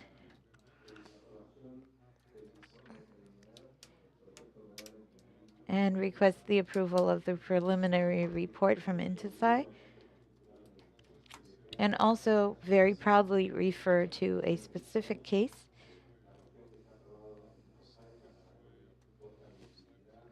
that was approved in INTESAI to grant greater visibility within this initiative. I'd also like to highlight our Honduras colleagues' case. They had a very significant number of auditors participating in this initiative through several levels of commitment, and that was very important to INTESAI. In the case of SAIs that have good governance, we have news, and we would like to connect initiatives in terms of human resources, the next workshops to be conducted. We will be holding 2 in the region of the Spanish-speaking OLACEFS. We have several examples, actually. Camilo took part in the training in English. And lastly, I would like to draw attention to the relevant publications from the CCA's initiative that were implemented through INTESAI's work group. I don't know if I'm missing anything. Am I forgetting something? Would you like to add anything?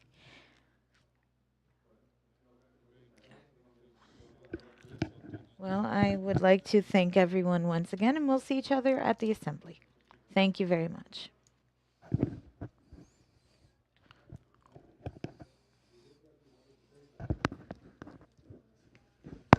It seems like you would like to say something else or something more.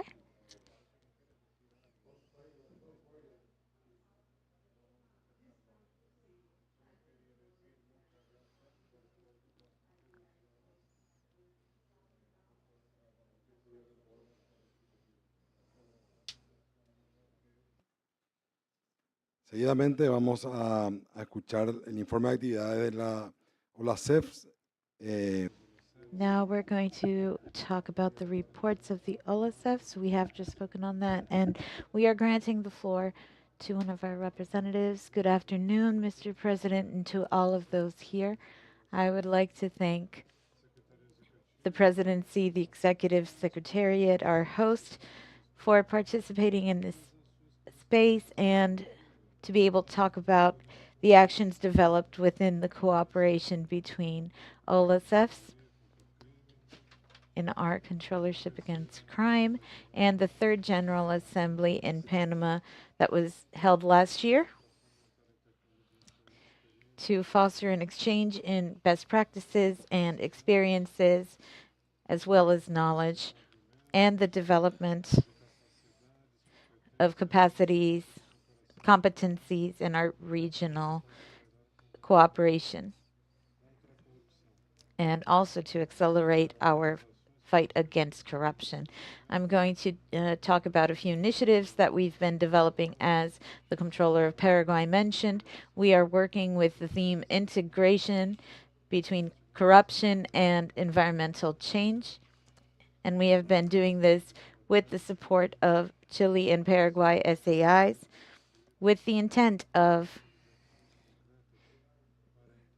building concrete actions that bring these two themes together. Subsequently, we are available to support the execution of what is established under that theme.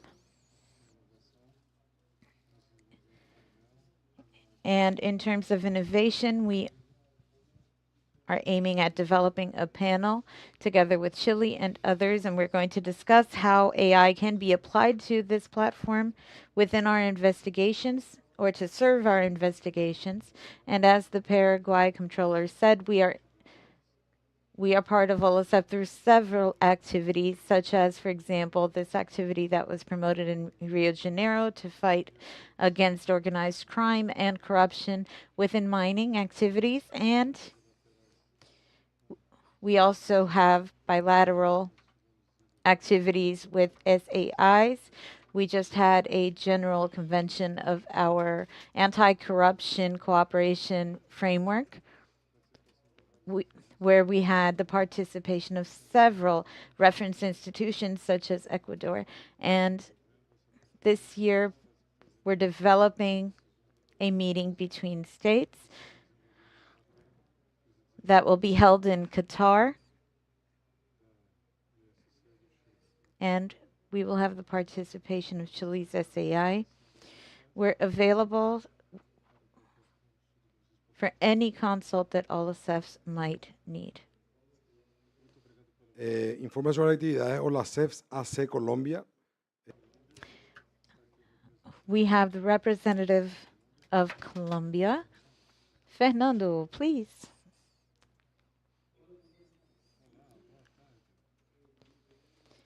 Good afternoon. Could you please assist me with the presentation so we can have it on the screen? Here we go. I have two objectives in my very brief speech, which are to present the results of our work throughout 2025 and also to share with you the results of the impact that we have been promoting. First, we have generation of public value through innovation, which is a central aspect during this assembly. It's a very specific focus that is related to technical legitimacy and the work that we are promoting among the SAIs of the region in connection to social legitimacy. And I'm going to show you the tools related to civil society and parliament, the tools for the relationship between these institutions. I would like to salute all of my colleagues. It is a true honor for me to return here to this space at this very decisive time, a moment in which many studies show that our 2025 regional consult has provided that this brings us more together, and that 2025 was a very important year to the development of interinstitutional efforts between OLACEFS and Colombia. What was possible this year through a number of initiatives and the participation of legislators and people responsible and people representing civil society in the support of OLACEFS. I'm going to share with you the regional consults that we promoted regarding parliament and civil society, and we can promote a mark regarding institutional governance with an innovative focus on inspection and is fully available to OLACEFS. First, I'd like to shortly address a few reflections. I'd like to identify the challenges and perspectives to be able to advance with social legitimacy and institutional legitimacy. As a Higher Institute of Control. We have innovative initiatives that intend to add value to this supervision.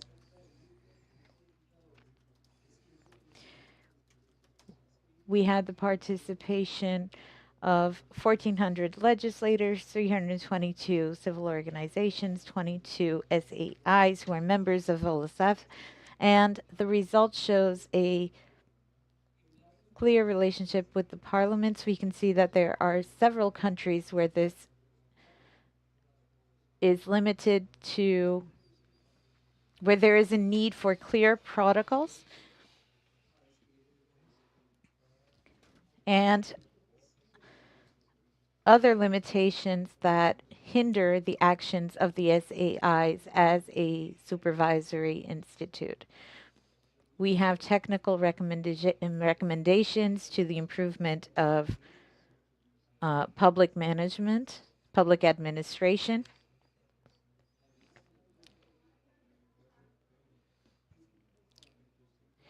And due to the fact that the language used is not understandable universally, this brings difficulties in the comprehension for the authorities involved, and it promotes political use of the evidence that is presented. This shows us that we should make better decisions that are more efficient, and you'll see you'll see what will be published here during the assembly.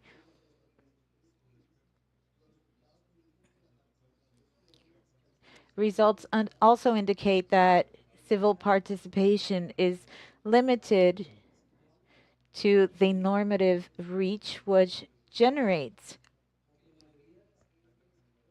a result that greatly depends on the national context. We still need to better understand this relationship. We can also see a lack of budget,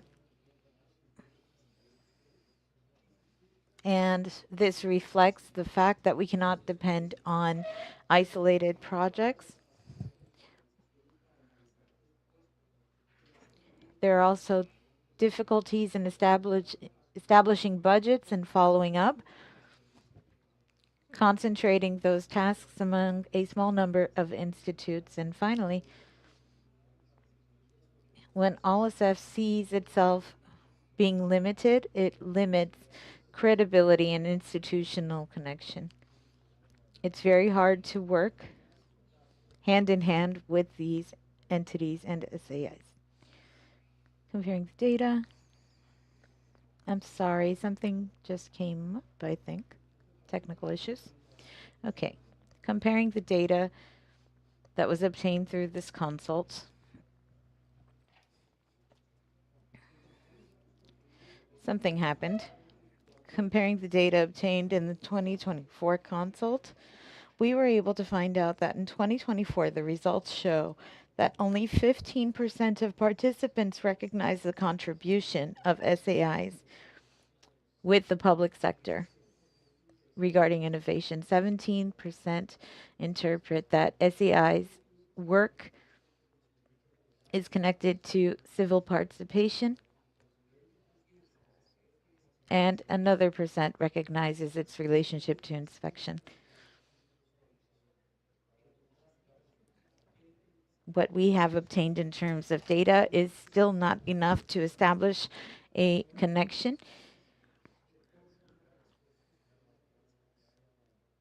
A small number reported sustainable relationships with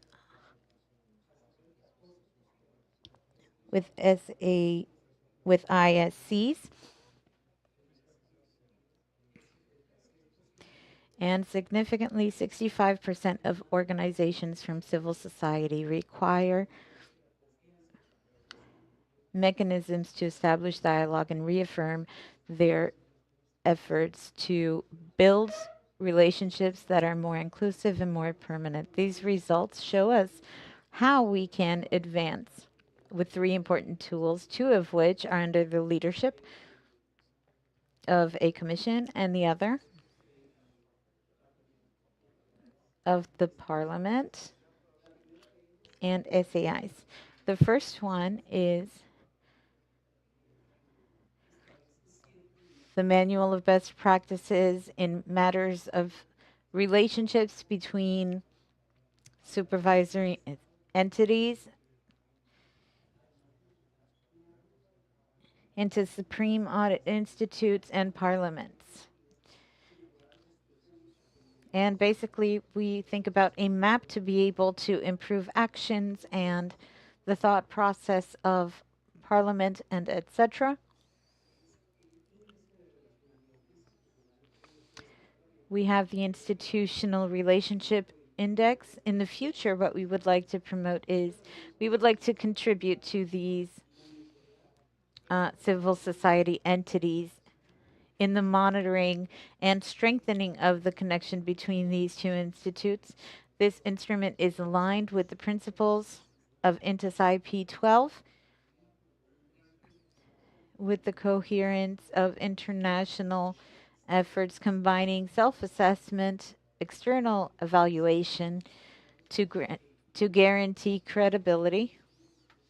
It contains 21 indicators and provides a very comprehensive view on the relationship. The third tool would be a manual or guide for best practices that consolidates the development of all lessons learned through experience of Ecuador, Guatemala, Puerto Rico, and others. And there are 7 categories proposed, as you might be able to see here in the slides. This one isn't correct, but you can see that in the document as well. The result of the consult with these projected tools allow us to view the first steps that should be taken toward the development of a governance model that relates to the public value of inspection and supervision and promotes a strategic relationship between SAI, parliaments, and civil society. Each of these actors has a number of responsibilities, but the total, each one on their own might not have, does not reflect correctly the responsibility it should. It is through joint efforts that they act best. So we have informed political dialogue and expect to be able to see that everything moving forward in terms of advocacy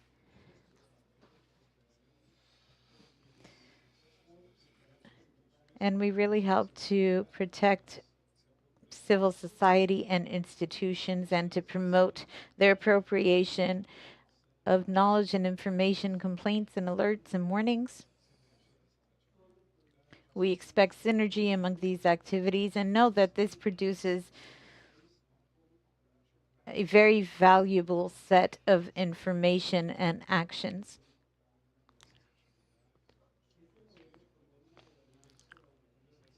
And each part, civil society, parliament, and SAIs, has much to contribute to public management.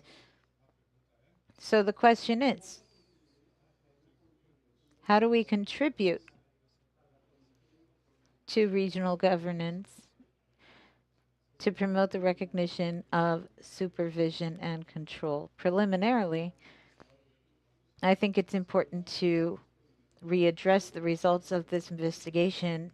We can advance in the technical agenda, internal technical agenda of committees that will then allow us to advance in the application of guides and tools that are already available. Second, connect new cooperative actors through partnerships that allow us to develop regional projects that have very high impact and that consolidate the exchange of knowledge and institutional innovations.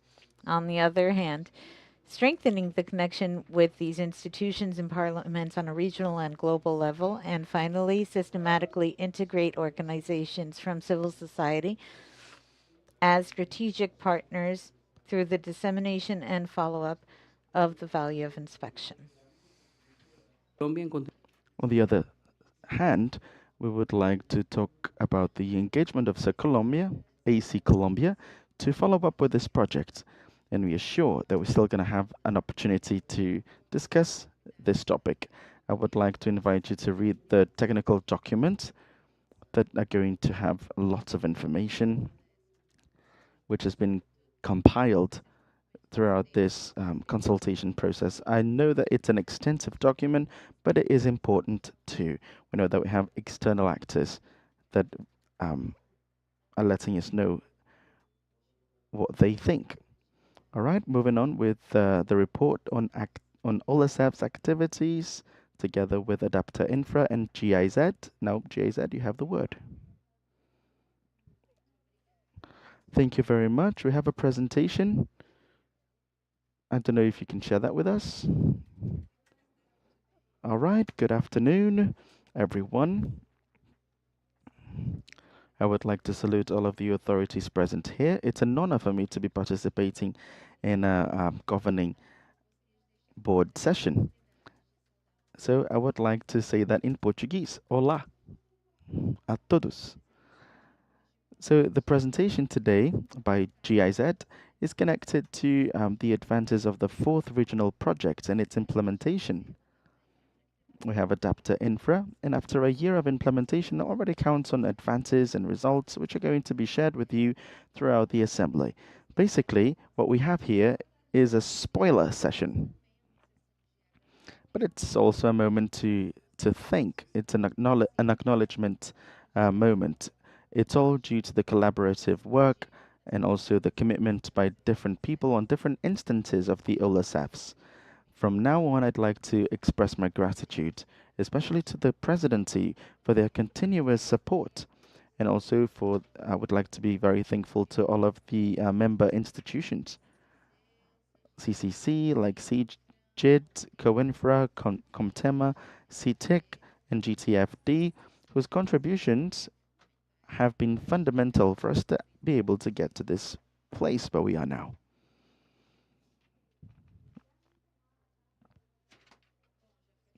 Well, we have already spoken a bit about the sessions that we've carried out, about sustainable infrastructure under the leadership of the Ecuador SAI. Tomorrow at 5:30 p.m. we're going to have another one, and we're going to have the presidency of the OLACEFS. We're also going to have the presidency of CCC, where we had 900 people in the session participating. So we've had a space for imagination. We had room for imagination, reuniting, collecting all of the SAIs to think about a future where all of the public works will be efficient and also able to deal with all of the climatic changes that we face now. We also have an innovation fund, Adapter Infra, which wants to use digital solutions which are innovative, together with the support of OLACEFS. We had a pre-release of this tool, and later on, we're going to have the official release of this tool. Besides that, we've already mentioned it, we also have OLACES, which is the Sustainable Information System, which is an innovation that was born from the challenges that we were able to identify. This has already been mentioned by Dr. Camillo. We need to have an access to easy to access data in emergential or urgent situations such as climatic change. So we try to apply different knowledges, cooperation among the SAIs for us to have more resistant structures on the long run. This is a disruptive technology, not a tool, not because of the technology that we have, but because it changes the way we manage knowledge in OLACEFS. So under the leadership of CCC, we can really work hard on training. The official release is going to take place on Thursday. And for that, I would like to share with you that this tool is already available on the OLACEFS website. And I'd like to thank all of you for your support here at the board of directors. You've made it possible. So you can already go and visit this sustainable information system on the OLACEFS official website. Very good. I'm sorry. So we had so many activities this year. So maybe we can talk about the preliminary study about climatic justice. Its release is going to be tomorrow as well. It's a transversal subject about climatic change. We're going to have the support of CGID and COMTEMA. And now, lastly, I'd like to say that next week we're going to have a workshop about this, the sustainable infrastructure auditing. I'd like to thank all of the authorities in the SAIs of Chile, Colombia, Costa Rica, Paraguay, Ecuador, and Uruguay for their support. You are going to be a part of this group that is going to start with this methodology. And now I do finish. Thank you very much. Thank you, Amanda Rocha, and also the team from GIZ. I'm sorry for for my interruption. There you go. We're a bit late. We have 2 points, and now we're going to head it over to our general controller. We're going to mention our assembly in 2026, the 35th assembly, and we're also going to talk about the election of the place to hold the 37th assembly. Dear colleagues, next assembly, we are supposed to choose the premises, the facilities where we're going to hold our next assembly for 2027. The venue. So I would like to know if there is any participant in this council that would like to be the host, who would like to host our next assembly.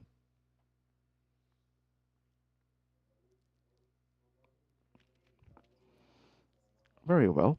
So you can analyze that. For the assembly, we need a candidate to host the 2027 assembly. Don't fight, okay? We're going to reach consensus. Don't worry. I'm really sure that we're going to be able to vote.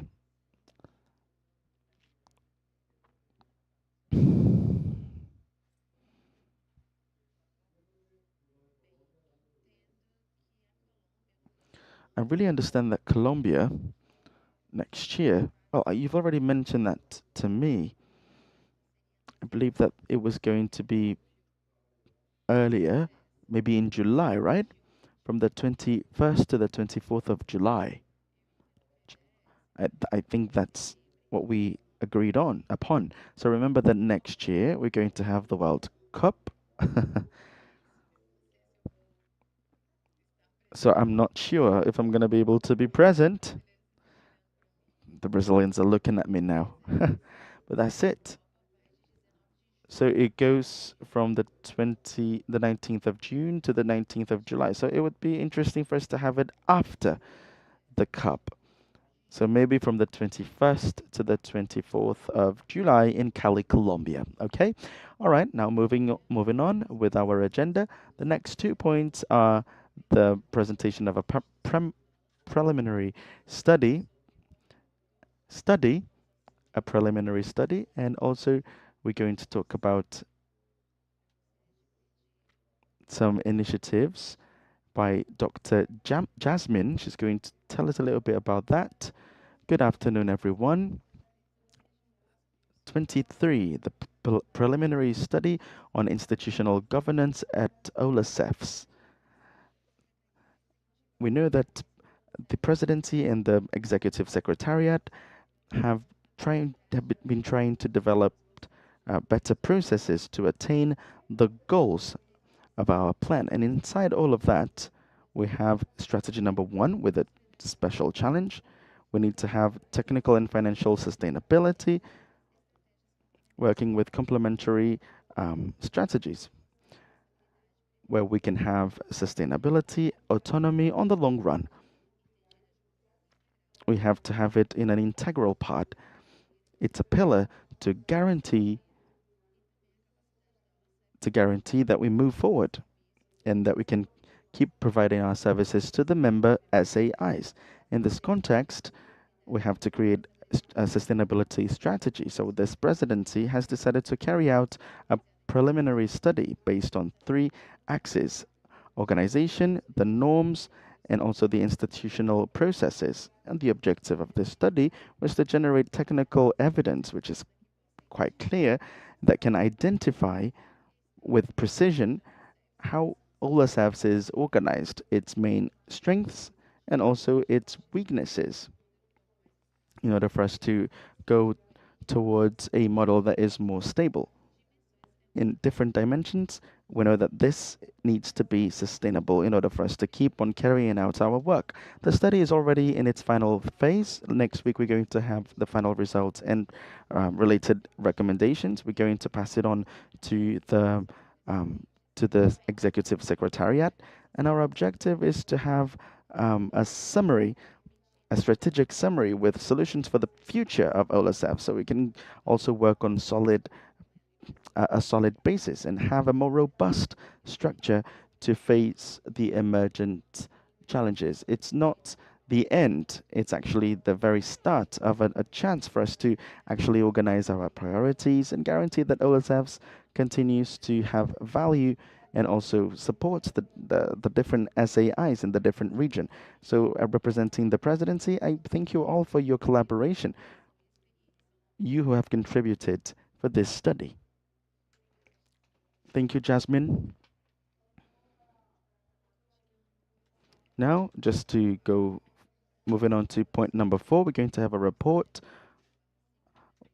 on an agreement in 2025, which is connected to the independence of the SAI from Peru.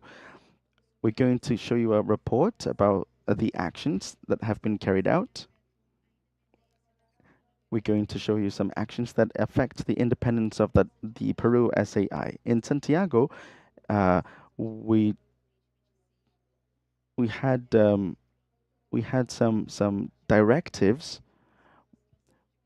where we spoke about some concern about the budget, something that really compromised the situation in the Peru SAI to perform their tasks as an SAI. We exposed those details, and according to that agreement, we recommended that we prioritized all of that. They also needed an institutional follow-up in Peru. Ever since, we've been following up, and we are always at their disposal, helping them moving towards their independence. And as a part of that institutional follow-up, we would like to inform that on the 24th of September, we received a report sent by Cesar, one of the controllers, who said that the SAI received extra resources in order to continue their work, their auditing work, thanks to the financial secretariat in Peru. That was also thanks to Entosai and OLACEFS, where they had dialogues with different entities. They still need to work on the rest of the financing for 2025 and also for 2026. The SAI in Peru decided not to activate their mechanism, even though their situation might be stable. In that same report, they express their gratitude to the directors of a board of OLACEF due to the support that they have received, and also the information that they've been provided with. They want to guarantee a public control, effective public control for the management of society.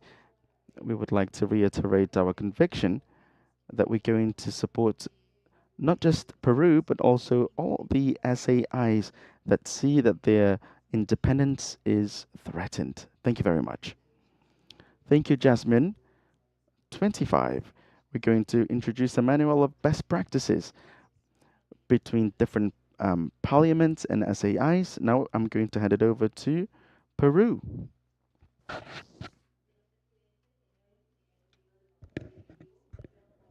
Mr. President, and also members of the board, I would like to salute you all. Certainly, this auditing and control work is part of an interdependent system which has an institutional relation, which is very relevant and strengthens the auditing mechanisms, reducing the risks for corruption in the present governance, together with the technical support from Colombia. We would like to introduce you to this best practices guidelines or manual, which can be used by different SAIs, combining documents analysis, and we can make it available to all of the SAIs. We participated in it actively. These guidelines or this manual can be used in the region to strengthen the links of cooperation, the dialogues and interactions between the different regions and SAIs. Always in favor of a collective interest and for the collective well-being. Really need to have civil participation too. Thank you. Thank you very much. Thank you, Peru. Now we're moving on to 26, miscellaneous. We're going to different random topics to deal with. The first one is the broadening of, we're going to work on disaster auditing initiatives for 2026. Now I'm going to hand it over to the Executive Secretariat. Well, I would like to have one further year in order for us to be able to actually finish our work as a group. It's true that we've advanced quite considerably, but we still need more time to finish it up in a better way throughout the next year. That's it, Mr. President. Thank you. Now we're going to move forward. We're going to talk about a report about payments for projects, for GIZ projects, and the strengthening of external control towards the fight against corruption. That was discussed on the 13th of June, 2024 in our General Assembly. We're going to have Marlene now. Mr. President, according to what was decided, with the support of the Chile representatives, Amanda Rocha, the director of the regional project, and the team, we all have proceeded with the payment of our project, always working against corruption on our project against corruption. It was over $16 million, and it was transferred to GIZ on the 23rd of July of this year, and then we were able to solve the debt. That's it. That's all we have for now, Mr. President. Thank you, Marlene. Now we're going to talk about the historic archive.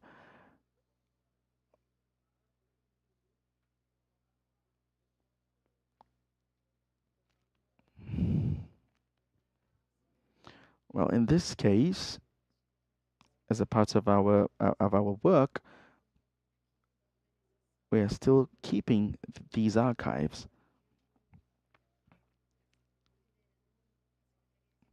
As we take the lead, as they take the lead, Chile has sent to us all of those archives in boxes, and that the costs for that, for shipping, went above $10,000. So our team has worked in classifying and digitalizing all of those received files. So we would like to submit all of that to your consideration. We would like to submit the possibility of having an update of this historical archive with the support of the legal committee, and also establishing clear periods for us to maintain those physical archives and criteria for their conservation, either conservation or destruction. deletion in order for us to have those archives in digital format, which will make it easier for us to transport all of that from one country to the other. De la F- Thank you, Mr. Davi. The institutional adjustment of OLACEFS, please. Mr. Secretary, Mr. President, Mexico's request is that we can analyze the possibility of adjusting to the Latin American region. Making reference to Mexico, basically our proposal is a more geographically inclusive one, and this would be the suggestion for our logo, according to the image on the screen.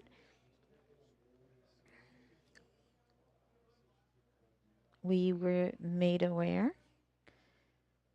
We acknowledge this request. Mr. Davi. Okay.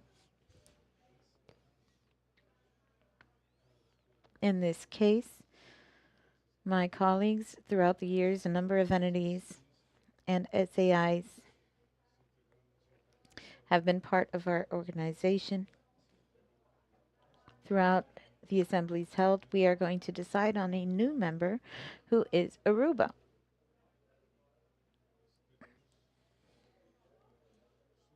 We would like to submit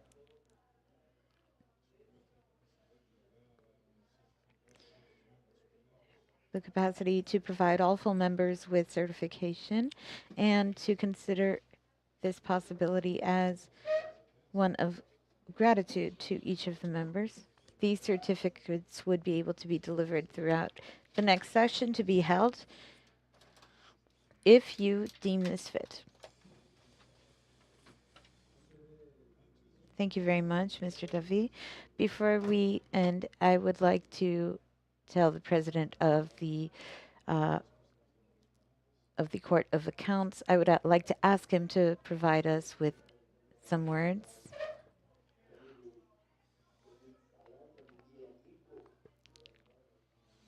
Camilo, my friend.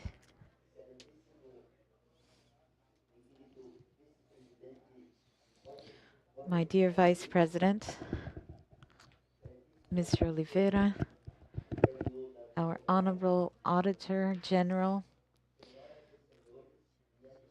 ladies and gentlemen, members of OLACEFS Council, members of GIZ, a round-the-clock partner. It is truly an honor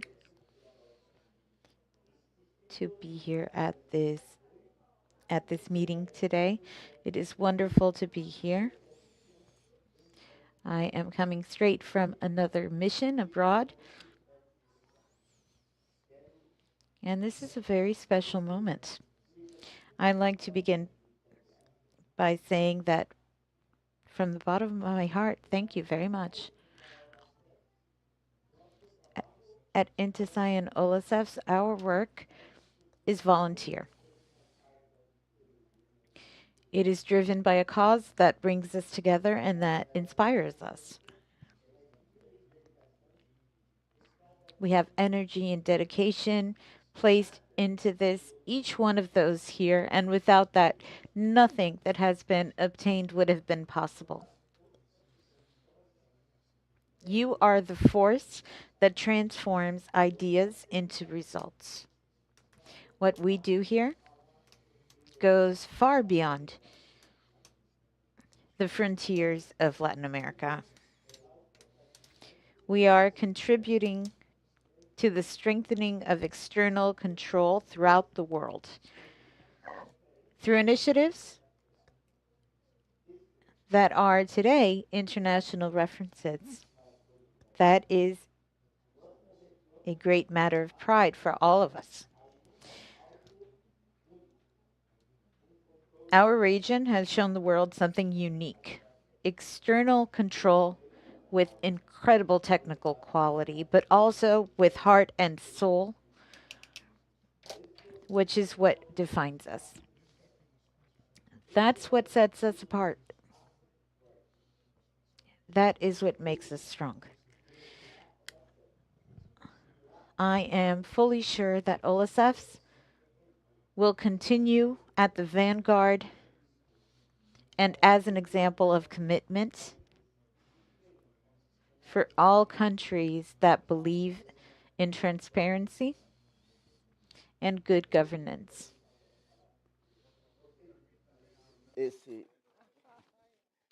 Agora, eu vou falar pausado. Now I'm going to speak very slowly so that all of us can understand each other.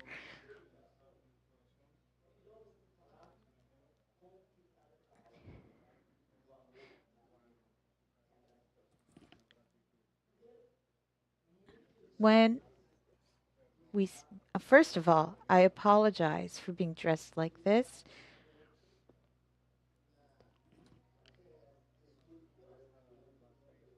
I was until 6 p.m. yesterday in New York, and I was following up on the accountability and rendering of accounts of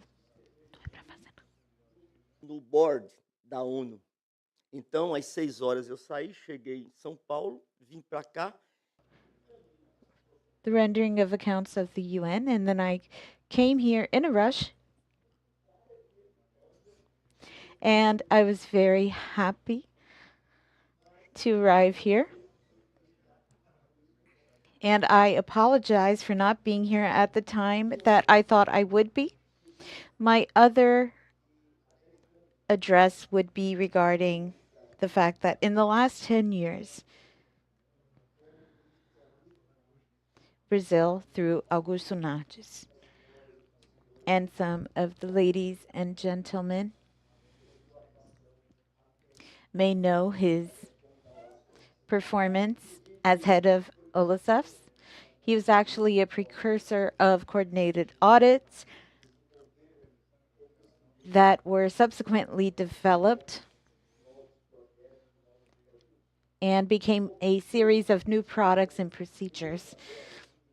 I am just remembering that Minister Nardes, together with Davi Comelares, is launching in Brazil a book on governance in Latin America. This is a book with the contribution from members of several SAIs that comprise our OLACEFS. And finally, I would like to welcome everyone here, as my dear colleague Jorge Oliveira has already mentioned. I welcome each and every one of you. It is a great satisfaction to have you here in Fortaleza, in our northeastern capital that has qualities that properly reflect the culture of our northeastern region, the quality of being welcoming, friendly, of knowing how to strengthen connections, and having a warm heart. Finally, I would like to say that when I was looking and analyzing our meeting's agenda, I said, look at how much OLACEFS has changed in these last 10 years. Look at how much OLACEFS has diversified in this last decade. The rendering of accounts that you provided here representing El Salvador, Brazil, Chile, Peru, Argentina, Paraguay, Ecuador, Panama, and others, that rendering of accounts really gives us hope of a new path, of a new journey. And there is no doubt that now at the end of this administration, under our Comptroller General, Camilo, I would like to say that he was one of the most important leaders in this progress, transformation, and evolution of OLACEFS together with Davi. It is thanks to you that we will have an increasingly integrated OLACEFS, increasingly integrated with control, increasingly integrating countries, and increasingly developing its own voice within global councils. Please allow me to be informal here. You received a commendation from Brazil's Court of Accounts, and it is one that we reserve especially for Brazilians and sometimes of the world, and is a relevant and recognizes relevant actions in society. And this was granted to honor Camilo. We are presenting him with this title due to his actions and his achievements. It is such an honor to see a leader that is continuously changing OLACEFS, and that is increasingly closer to Latin American and Caribbean people. Thank you so much. I welcome all of you. Have you seen the beach? It's so beautiful. Don't miss out. And we'll see each other at dinner in a few minutes or in a while. Thank you, Mr. President. I hate speaking after you, but it is my obligation.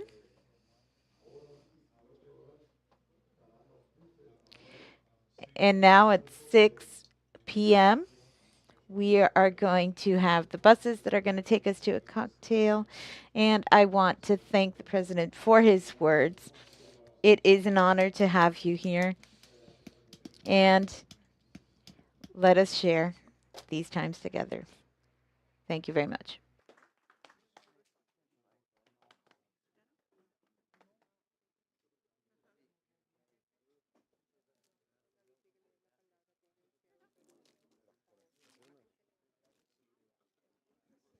Disculpen compañeros.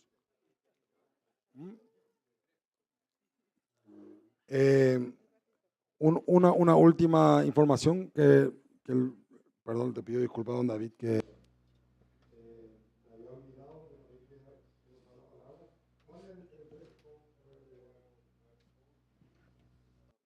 ok, aquí, bueno, adelante. Señor presidente, si nos permite, deseamos hacer una solicitud al Consejo. Just a small word on in the Republic of Peru, as we saw. I would like to include the consideration to the budget. In Peru, we organized a in-person course that trains people for citizen participation, and due to the dates of this course and the characteristics, I would like to increase the budget for this course in $500. And that way we could develop a competitive price.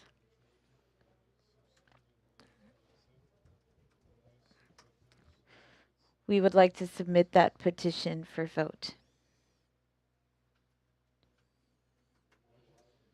Can we approve this? All those who say yay, raise their hand. Regarding the dress code, how should we go? Sporty, elegant, no ties, and no suits. Okay, that's it.